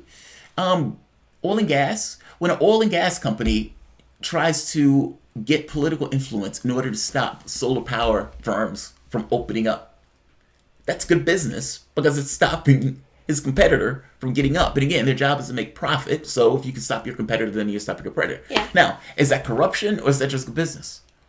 When you're dumping money into a politician, is that corruption or is that good business? I would say that's corrupt as all hell. However, our political system allows it. So from the standpoint of the politics, that's supposed to be fair game. Like, what I think she misses sometimes is that certain behavior that's incentivized will take place because it's incentivized. So I like the corruption pitch. I don't think she's bullshitting on this front. I do believe that her Wall Street thing is legit. I do believe she probably wants to do a wealth tax. But her theory of the case, I think, is slightly off. It's beyond. It's capitalism in and of itself and just the way that it operates. The incentives that it creates. Like going to the drugstore. And you walk into the drugstore, there's a hobo outside with his satchel. And he's asking for like 25 cents. I don't know what 25 cents will get him, but he's asking for 25 cents. You go into the drugstore, and there is 20 different aisles. One aisle is just stupid shit. Plastic toys that nobody wants, nobody asks for. Every so often the kid will bitch and moan about it when he sees it, and his mama will buy it for him. But for the most part, many of those aisles are just nonsense. That wasn't stuff that needed to be made. Those are resources that were used for something that wasn't necessarily necessary. And that hobo sits out there like those motherfuckers invested all of that money into that, and I'm sitting out here on my ass. That guy might have been a vet, for all we know, and might have fought in some kind of war and then ended up back home in kind of bad straits. I don't know. It goes beyond just corruption. It goes beyond corruption. And you ask, if corruption is incentivized, aren't you going to get corruption in the first place? I mean, especially political corruption. I get where Warren is coming from. But, I mean, that's the difference between a person who's a capitalist versus somebody who's a socialist in the way they look at those things. And she is capitalist. Yeah. Sanders looks at it as the system is corrupt in and of itself. She looks at it as we just need to weed out corruption in this system. Is fine. Yeah. All right, so really quick, Imagine Bull, I'm not going to forget your super chat. They were talking about the fact that Bernie Sanders signed a contract saying that he would endorse whoever. Imagine Bull says, fuck that pledge. I donated for Bernie to fight. I feel you. Somebody said, God, I can't think of her name. She's a Tulsi supporter, and she says, I'm not supporting anybody else other than Tulsi. And I was like, I know that feeling. Now, not for Tulsi, but I know that feeling. I know that feeling comes in. It's like, fuck everyone else. I didn't donate to Sanders for him to play patty cakes. To fall over. Yeah. You're nearly 80 years old, dude. You better go for broke. What are you doing out here? Don't be Go messing for broke. around. Go for broke. Rock Lee says, if Bernie wins, Bloomberg Schultz will run Indy. He might. I wouldn't be surprised. But that doesn't hurt Sanders. That hurts Trump more, I think. Because I have to be honest, if somebody was going to vote for Bloomberg, I don't think they would have voted for Trump anyway. I mean, for Sanders anyway. Yeah. Like, you have these liberal Democrats who, for the most part, are like, oh, God, I'm terrified of Sanders. There was a Democrat who said he was hanging out at the golf club and his Republican buddies wouldn't vote for Sanders. And so he's like, yeah, man, I don't know if we can do Sanders. And it's like, are you fucking kidding me? Why do I give a shit about what your Republican buddies think? That's not the coalition that we're talking about. What's wrong? Nothing. Oh. Did you want to talk about the Medicare for All one? Go for it. All right, so this is another one from a patron, Michael Williams. He says, as a nurse, how would an introduction of Medicare for All system affect my income or the income of other healthcare professionals? Interesting. I can spitball it, but you've been researching this. You've been researching this. Well, I kind of look it up because I work in healthcare also. I do like medical coding, auditing, that kind of thing. And so it's a good question. In regards to doctors and clinicians, your nurses, your PAs, all that good stuff. So basically, if you are a doctor and you serve a population that is uninsured, underinsured, the indigent Medicare, population, then you're missing out on reimbursement altogether. So you may be for a single payer's. What the hell are you doing, babe? You may be for a single payer system because where you weren't getting paid at all because of uninsured, on a Medicare for All or single payer system, you would be. I don't know what you're doing. It's very distracting. What do you mean? On the opposite end of that, if you are a provider who treats patients who are who have private insurance predominantly, could you leave me alone? Why are you fucking with me? You gotta be a professional, dog. No, leave me alone. I had to listen while you. I don't know what that is. But go. Jesus. My bad. If you're a doctor and most of your patients have private insurance, then you're going to look at the fact that Medicare typically pays less than a private insurance. So if you have a patient that comes in with Medicare and you have a patient that comes in with Anthem, typically if you are a provider, you're going to get about 30% less reimbursement from Medicare. So you might look at Medicare for All and be like, what the hell? I don't want that. Whatever. The nurses union has backburning in yeah. Medicare for All. But the question is, Medicare as it is now is not what's going to be implemented. Correct. So what changes are going to come in regards to a budget or compensation in regards to reimbursement for providers? So no. Right. Then you also have to factor in there's going to be less administrative costs because you don't have to deal with all the stuff that you typically have to deal with insurers and fighting to get payment and denials and appeals and all the other shit. And just so we're clear, what she means by that is it's possible that the amount of compensation for Medicare could go up. I mean, it's unknown. I mean, ultimately, the Medicare plan that Sanders is talking about is not the exact same Medicare plan as we have now. He's talking about expanding coverage to dental, cutting down on the amount of drugs, meaning Medicare can negotiate for drug costs, and vision and dental. But the amount of compensation is unclear. That number could go up if necessary. Yeah. That's what I got so far. We don't know because we don't have all the numbers. Well, there were some areas that I guess they were talking about Medicaid expansion at that point. But because many of the people in certain areas were poor, having Medicare come into play added income to those particular hospitals, like rural hospitals that were having difficulty from keeping their doors open at one point. Also, the number of people that may get medical care may actually go up in that case, meaning just because the amount of compensation goes down doesn't necessarily mean the amount of income that they're getting or bringing in percent goes down. And you also have to consider that there is a large percentage of people who don't go to the doctor because they don't have good insurance.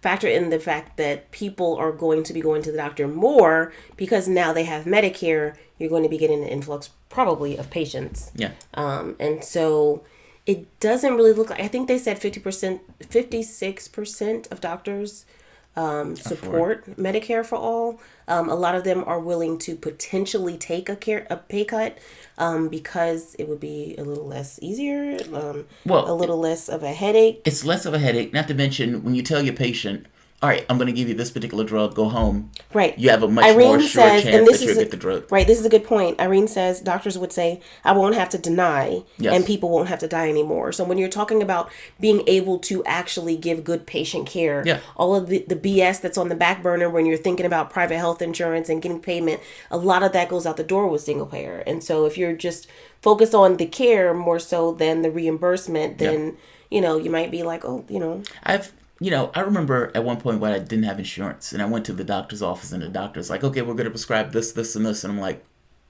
how do you expect me to get that? Like, it's not, or they said, we want you to go to the hospital. How do you expect me to pay for that? Like, I've had people who didn't want to go just very specifically for the bill itself because they knew they were going to get the bill. Me, I used to work in the emergency room.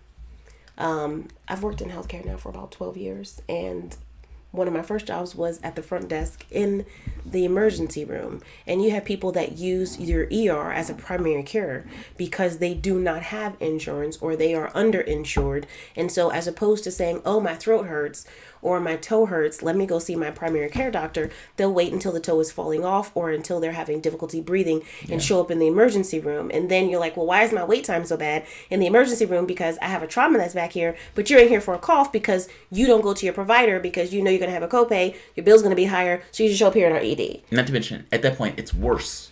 Right. Like you're in a worst case scenario. It's exacerbated because you waited. It's more expensive in order to deal with it. Not to mention, that person who may have waited may end up needing some kind of governmental assistance because of some kind of damage that takes place. Right. Like I remember one of the studies kind of made the point, not only is our mortality worse, like we die sooner, infant mortality is higher, meaning the number of kids who were born in this country tends to die more so than other countries. We pay more. Like we pay twice as much for worse care. Yeah. And worse outcomes. That's lunacy. Because to be preventative is less expensive than treating, worst case scenarios. Because if I have a primary care doctor and I can go and get preventative treatment or treatment, end up in the ER. Right. And by the way, if you end up in the ER at that point, it may be at a worst case scenario where that person doesn't recover. Meaning you may have somebody that ends up on governmental services because they weren't able to deal with a medical issue in a timely fashion. They would have typically dealt with it if they could get health care without being punished for getting health care. Irene, are you a clinician? She says, I deny Medicaid. They didn't do the expansion in their state. So she'd happily roll out Medicare. Yeah. Yeah.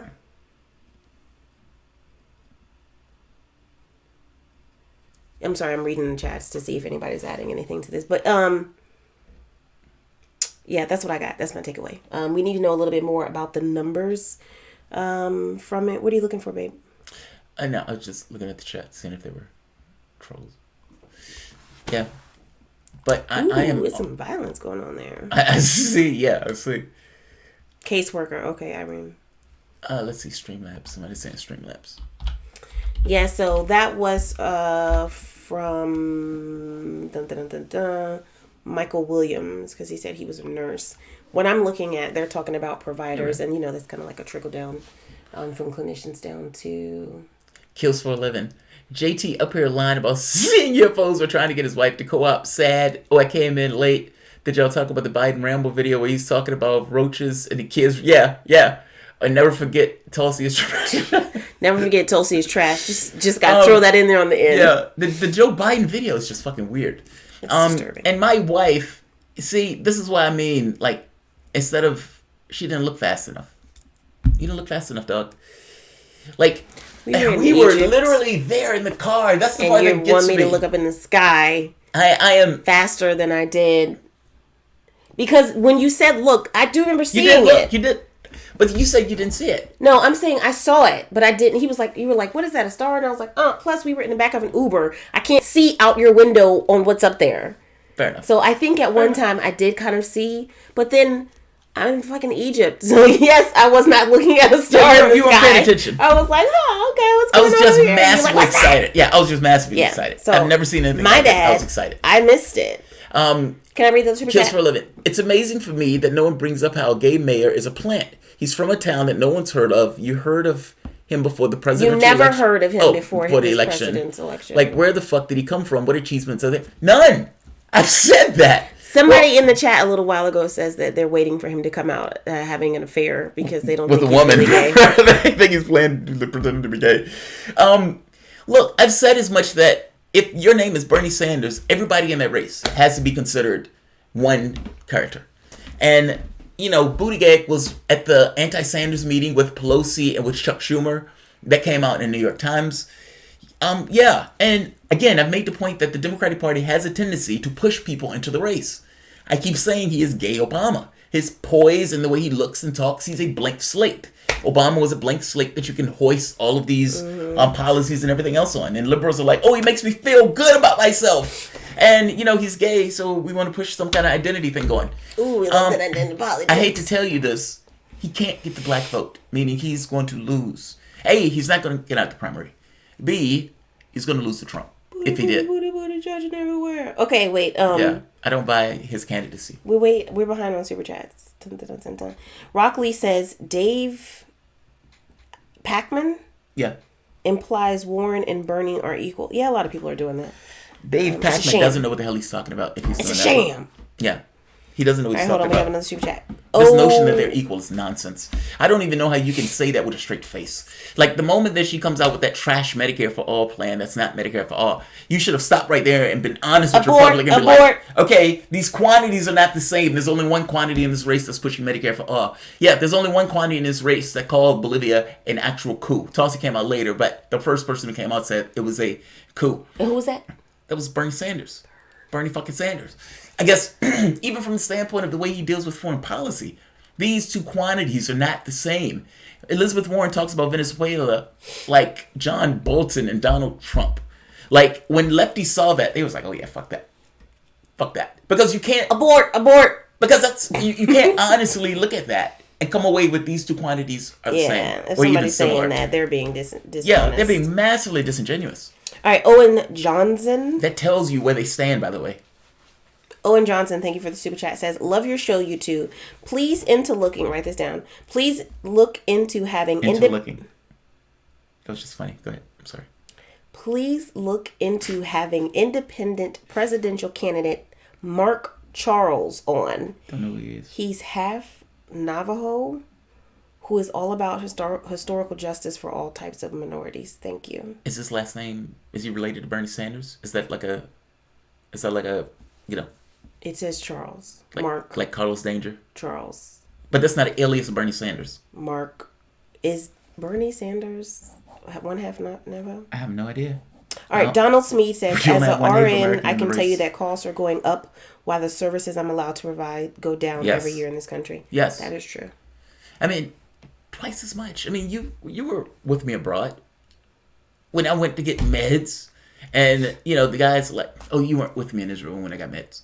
What the guy's like? Yeah, a lot of Americans think it's going to be bad because many of the Americans go there, and all of a sudden our Israelis. Like, oh God, my insurance isn't here. How much is this going to be? Yeah. And they're like $5. And you're like, what? I was like, what? We're getting hosed. Or in Egypt, where you're buying like buckets of Lyrica to drive, to take with you, and you get back in the States, and they wouldn't even. Happen. What are you talking about? I don't think you should be broadcasting that. What do you mean, buying Lyrica? Buying box loads of Lyrica. Why not? You can buy it over the counter. No, I'm just joking. Yeah, you can buy it over the counter. He's like, and then you get buy back in the States, boatloads and your of those insurance is drugs. like, yeah, we don't want you to take that. Right. That's Not expensive. only is it more expensive, but They're making a because choice. there is a less expensive one, they're not even going to Cover it. prescribe Lyrica to you. We don't. Well, they don't. We well, don't the like doctor- that drug. Well, the doctor prescribes it. The But they're insurance not gonna company cover takes an it. Yeah, opinion, that's what I mean. which makes it that much worse. Yeah, it's. Yeah, we need to do better. That's all. All right, I have another super chat. Go for it. And I might let that be the last one because I'm dragging ass. No, we have to go through.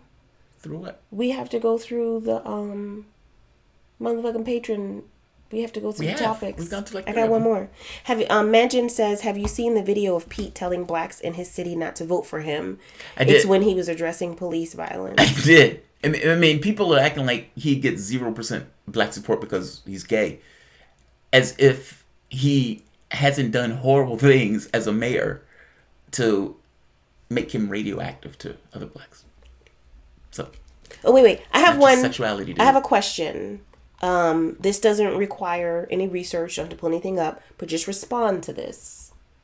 Okay. This is from patron Tyler Reinhardt. He says, Tyler wants to know, is there a difference between what the left and right call capitalism? I don't mean the status quo, but poor, working class, or other. Is there a fundamental difference between the two, enough that they are pointing at different things?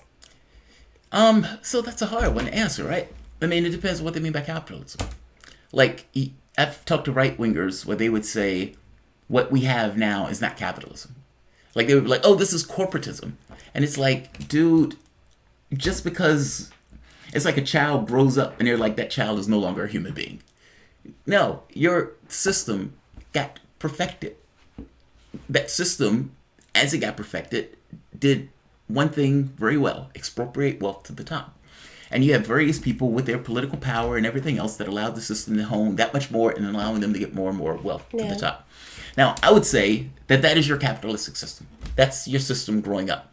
No system is going to remain stagnant. Every system is going to move and change and flow and so forth. And whatever the logic is of that system, it will be actualized out in the way that it works. This is capitalism. Now, people like, oh, no, man, this is corporate. They try to make excuses. It is capitalism. The left looks at this stuff as a tool of exploitation in general. The right looks at it as liberation, which is bizarre since they're working like 40 hours or 50 hours of their best time at a particular company where that wealth gets expropriated to the top.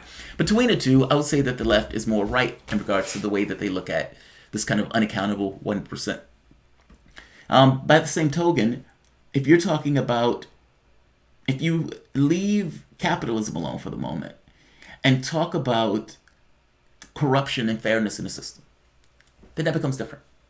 Like, you ignore the biases of individuals sometimes when you can get out of the box of labels, because those labels can mean different things to different people, even though you guys, it's like feminism. Well, I don't know what she means by feminist.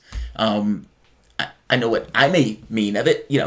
To me, it's, I let you have, we're 50-50. I'm no better. You're no worse, etc., and let's go about our way. If you don't mean that, then I don't know what you mean by feminism. And if that means that you're somehow better than me, then yeah, I'm not going to buy it. I guess my point is those labels sometimes have different meanings to different people whoever you're talking to. And the same thing is true for capitalism, socialism, etc. So, but if you leave that and you go to corruption, you can have great conversations with people on the right. When you get it, like, you don't know Brian, one of my nurses, right-winger. Yes, I do. And him and I would have these conversations where he's like, I can't believe we agreed this much. Well, I haven't changed anything I said. The only thing is when you start talking about corruption and people being paid off, nobody likes that shit. Right. Like, because you and I can have an argument over what's fair. But it's different when you have somebody that is in that system putting money behind various candidates that essentially skew any notion of electoral reform or any notion of the democratic process itself. In fact, it undermines democracy the more capitalism gets involved in the process. So you can have that conversation and you can say, look, 95% of the wealth shouldn't go to the top 1% or income. And they may say, yeah, you're right about that. That's fucked up. That shouldn't be that way. And then you may say, we shouldn't have people buying politicians, and that's what they're doing. And most people would agree that they are being bought in those senses. Now, the catch becomes when you start getting into the ideologies, and that's where it starts fucking up. Because it's like, how do we stop the 95% going to the top 1% and you get enmeshed in these political parties and all this other nonsense? Yeah. But when I make my arguments, I try to make my arguments in this thing of, why do you believe it's fair for all of these resources to be expropriated to the top, to a small body of people, if it's the majority of the population that does the work? And I try to make my arguments from that sense, that there are real things, people shouldn't be able to suffer. But it's hard to make a subjective argument in those sense, which is why I try to ground it in, do you think it's fair that this happens? Whether the right or the left consider capitalism is the same thing or not. People have, 10 people have different definitions of capitalism. I would consider this capitalism. I have a right-winger friend of mine that does not. Not so much. Yeah. Sarah does not in any way call this capitalism. So I guess the answer is yes. We talk about different things. I don't understand this thought that you have a system, that system grows up and gets better almost as a tool. And you're like, well, that hammer is no longer a hammer because that hammer got better at hammering. It's still a hammer. It's still a hammer. I don't want to mispronounce your name. Nippon Kalra says token, not togen. What are you saying when you were saying togen? I didn't say anything token. Unless we'll come back to that. I'm pretty sure I said token, but it might have sounded like I said token. He got a little twang sometimes. Sometimes I have sometimes. Also, just really quickly, you said you were dragging ass. I just wanted to share this one from Pensive TM on Patreon. Shared a poll recently from Rasmussen.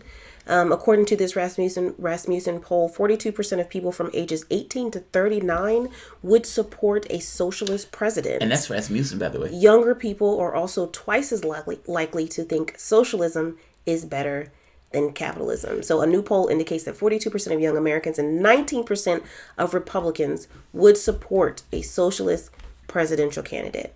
New poll from Rasmussen. We'll put the link in the description box below. But thank you for sharing that. Pensive. We think we make choices. I had this really good conversation with my mom where I'm like, by the same token, we don't make by the same token. I didn't say token. It's his accent. I'm saying it. It sounds like I'm saying. Or he says it quickly, token, but I'm saying token. We know the word is token. Yeah. Come on.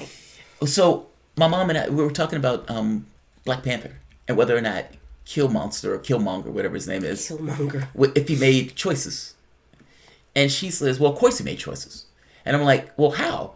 How did he make any choices? All of the choices up to that point, especially up until the point where he was maybe 10, were essentially made for him. He has a certain body. He might have had certain preconditions and those type of things.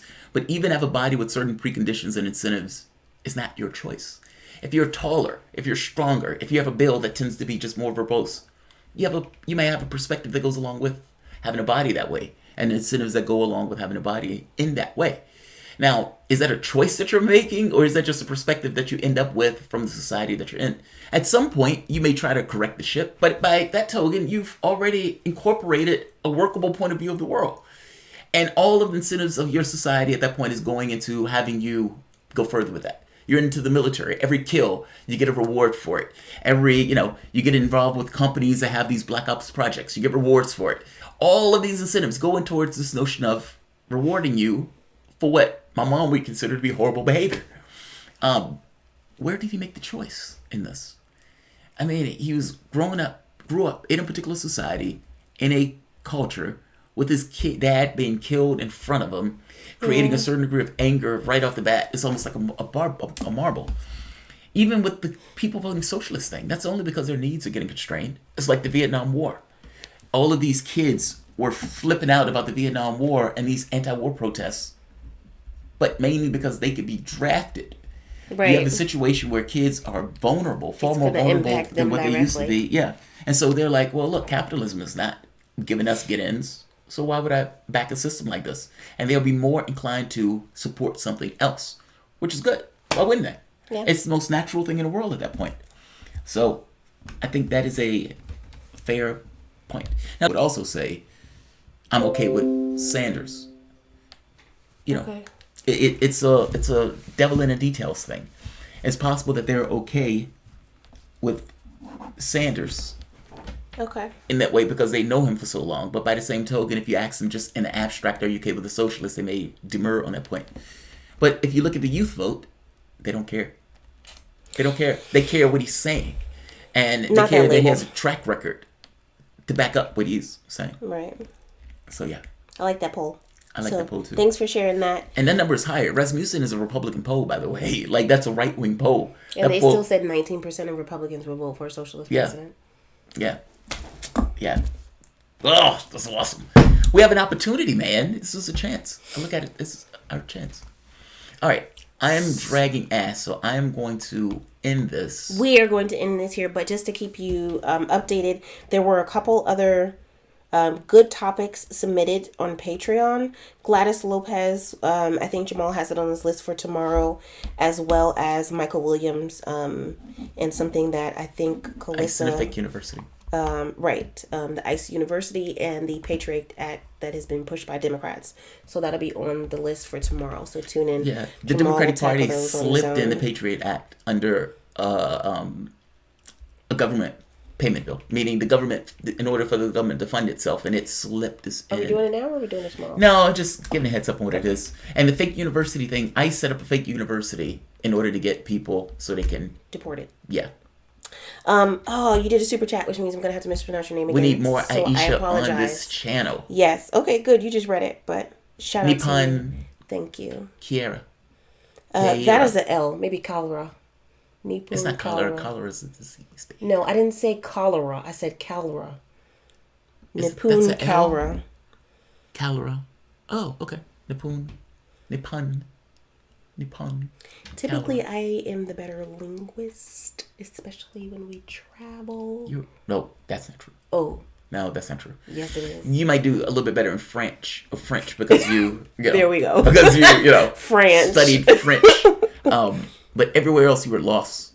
And you kept getting harassed by people and needed to be saved. So That is let's not go there. No. That didn't have anything to do with linguists. You're talking to people, right?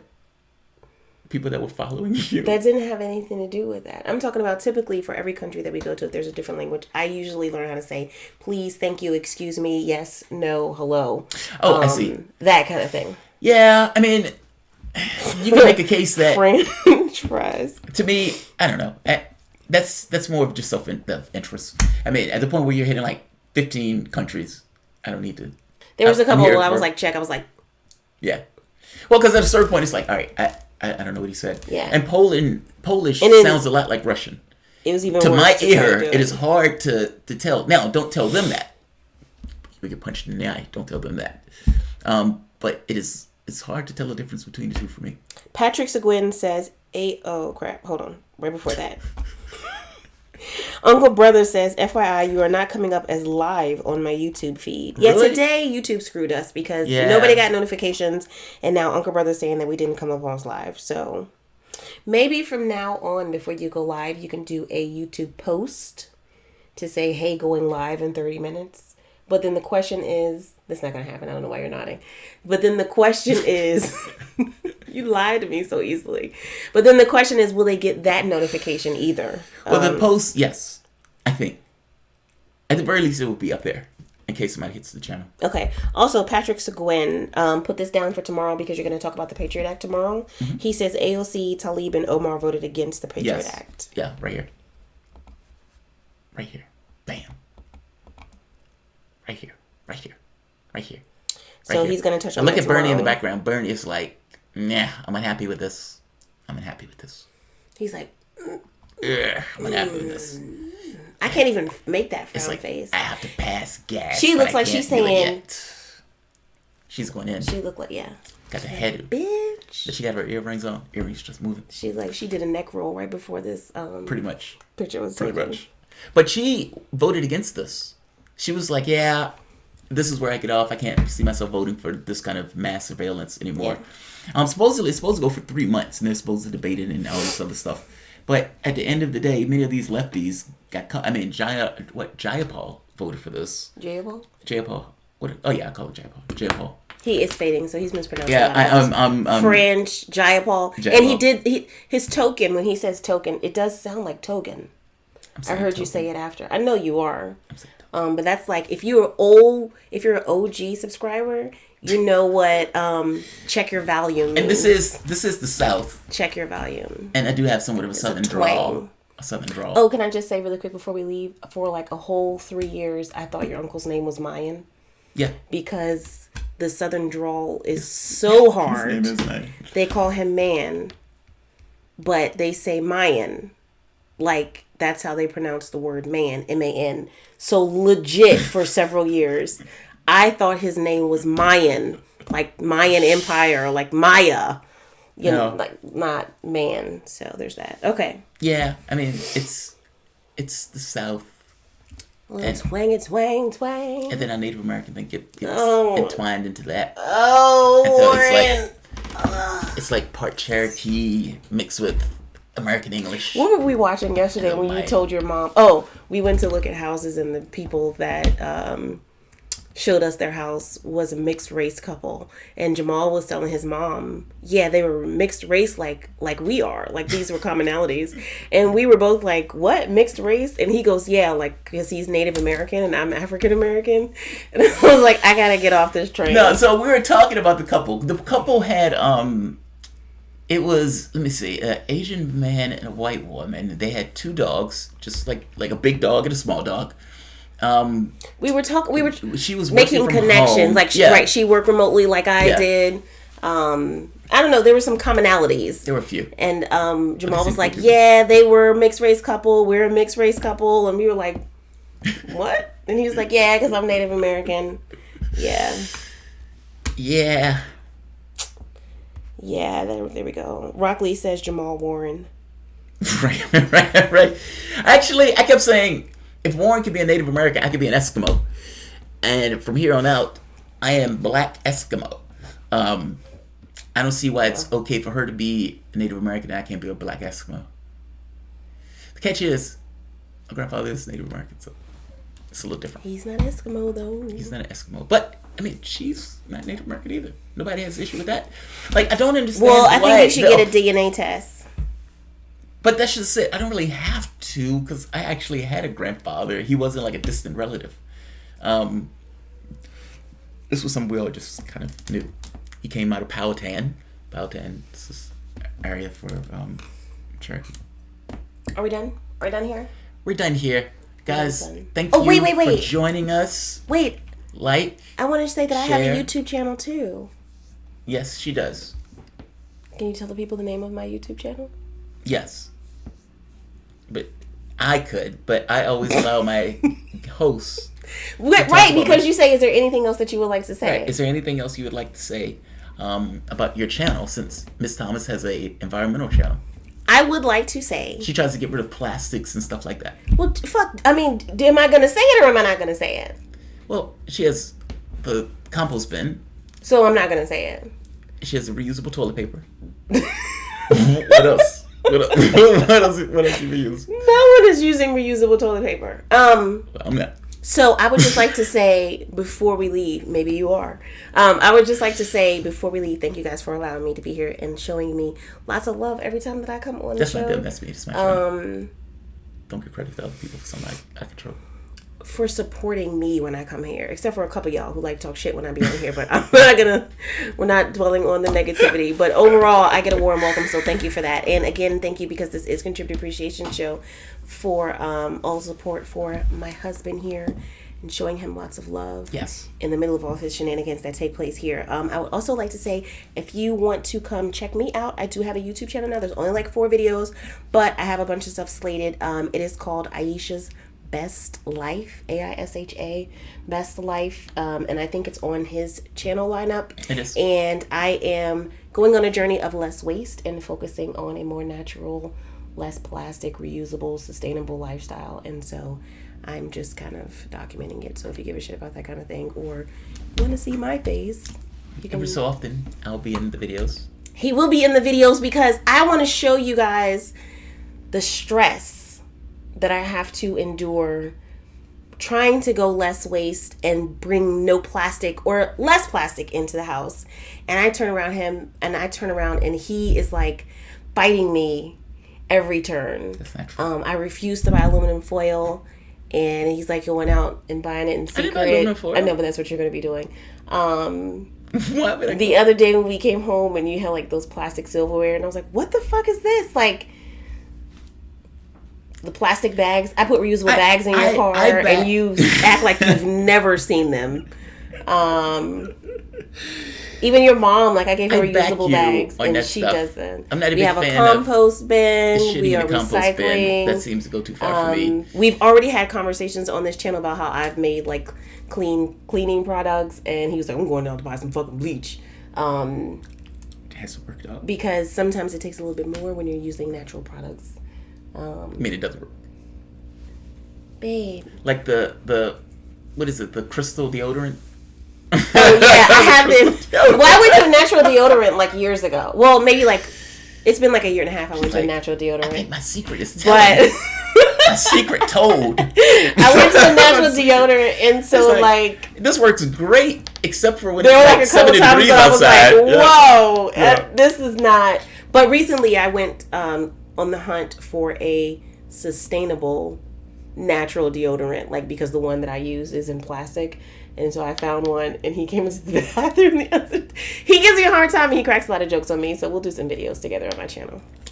Long story short. I don't think I give her a hard time. I think it's we were at your grandmother's house for Thanksgiving, and I brought Tupperware, I brought my shit, reusable bag, and I was like, we know we're gonna take food home. They're gonna force a plate on us. Let's bring our own Tupperware. And I go in there, and he's got turkey wrapped in tin foil. Fucking gravy was in tin foil. Gravy was not in tin foil. They didn't even have gravy in their house. Stuff was wrapped in plastic, and I was like, I showed you. I didn't wrap but this is why I say you give me a hard time. I didn't wrap because you didn't wrap that. But when I asked you, you said that's what you wanted to put it in. You were trying to make me believe that you made a choice then and there not to use the reusable products, and instead of saying, oh, it was already wrapped in aluminum foil by my grandmother or something, you were like, I didn't want to use your containers or something. Like, you give me a hard time. I don't think I said that. Whatever. It's not deodorant, crystals. Thank you, Owen Johnson. Yes, it is Aisha's Best Life. So thanks, guys, for hanging out with me. Oh, I'm gonna. It's a really good channel. She does good work. She does more processing on the videos. So it's not live videos. I mean, so you're able to add additional There's no content. subscribers. So who am I going to go live I'm a for? subscriber. I have 106 subscribers. So going live is not really. There's more. There'll be like 4 people watching, and I have to give those 4 people a heads up. I do declare. That's pretty bougie. You know, there's people out there with 50 people on their channel, and they're like, "Wow, she has 160." And you just stump your. You described as stumping your toe, something that they aspire to be. That's pretty bougie, babe. No one is looking at my channel and be like, I can't wait to be her. Some people. As somebody who went through the ranks of starting with 0, well, and when I had 50, and I was like, God, I can't believe those people got 100 viewers. That's amazing. What you were trying to say, I can't believe there are people with 100. What you were going to say was, I don't do live videos. I pre-record, so I do some editing on mine. And I have like a cute little intro that I made and everything. Garden Gnome, it's funny because Garden Gnome has been subscribed to me. I don't know why. I have no videos there, but when I posted like my first one, he was like, what the fuck? Is this a real channel now? It is. Every 2 weeks at least I'll be doing a video, and I've got like 3 recent ones, and I've got one that I'm editing now. So if you're interested, he'll be on there maybe in the next one. It's environmental and trying to do better with living a life, more natural life with a focus on less waste. So less waste lifestyle kind of thing. Yeah. Good night. Recyclable toilet paper. It's not recyclable toilet paper. Like, I don't even know what that means. Share, That's subscribe. disgusting. Well, there's there's like recyclable pads and stuff like that. You mean Like reusable pads. You mean like bleeding pads? Like vagina menstruation pads. Yes. There are reusable of those. Not there. Is that Not what you there. need? I don't know if I'm going to get there. I you're not use a true like believer. organic pads that give back and stuff like that. So you're not a But true believer. I don't know that I need to believe in reusable pads and stuff. But wait a But I minute. think I am going to do a video about being a less waste lady and like the plastic and tampons. Don't you have and- to, at the very least, try the reusable pads I in don't order to have to do determine anything. whether or not there's something in that lifestyle? Can you buy them for me? Because they're expensive. Why would I? This is your channel, babe. I don't have the funds for that Yes, you do. It's explorative commitment. research project. If you really believe it, you got to show it. It's less waste, not necessarily zero waste. It's my journey. It's my attempt. But maybe I will talk about those kind of things because feminine products, there are better ones than others. Just so I'm clear, are they reusable tampons or No, reusable? they're just reusable pads. Okay. But you can get a cup. You can click off. If this get a isn't cup. your thing, you What can kind of cup? just close the video. What kind of cup? You can get a menstrual cup. Is that like a tampon? Kind of. Okay, but that sounds like a wide vagina or something. Because cups have wide lips. Like this would be problematic. Not. So how big? What's the diameter that these things It's are? like this big. It's not that big around. It's not that big around. Maybe that big around. Really? And it goes up there and it catches everything.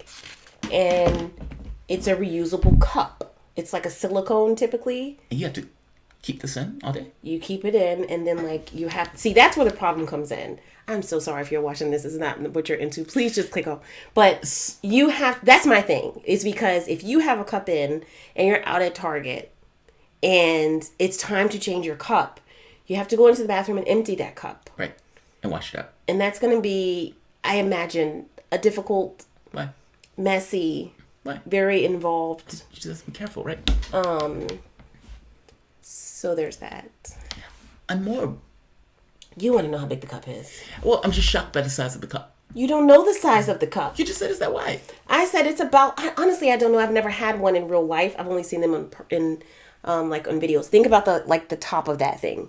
Maybe a little bit smaller. It's huge. It's not, but it's a flexible, pliable silicone kind of thing. So it doesn't like hold the vagina open, kind of like It does not hold the vagina like open. if somebody put like a toothpick. See my struggle? in No. in order to keep it open. No. I don't It's mean not like a literal holding toothpick. the vagina in. It's going to be It's being swallowed. firm. God. No, All right, I'm we're trying to done here. understand. Is it being engulfed by the vagina? In which case she has to take that out gingerly so it doesn't spill. Yes, she does have to become careful So it closes in around because it is going to be filled with her, fluids from, she's menstruating. blood. So it is going to go up there, kind of like a tampon goes up there, and it will go into that instead of. Now, does she have to boil that afterwards or just Yes, wash it? you do have to cleanse that. Like I think they have like special cleaners. Some people boil them. Because that's a infection magnet. Right. And I remember when we were traveling.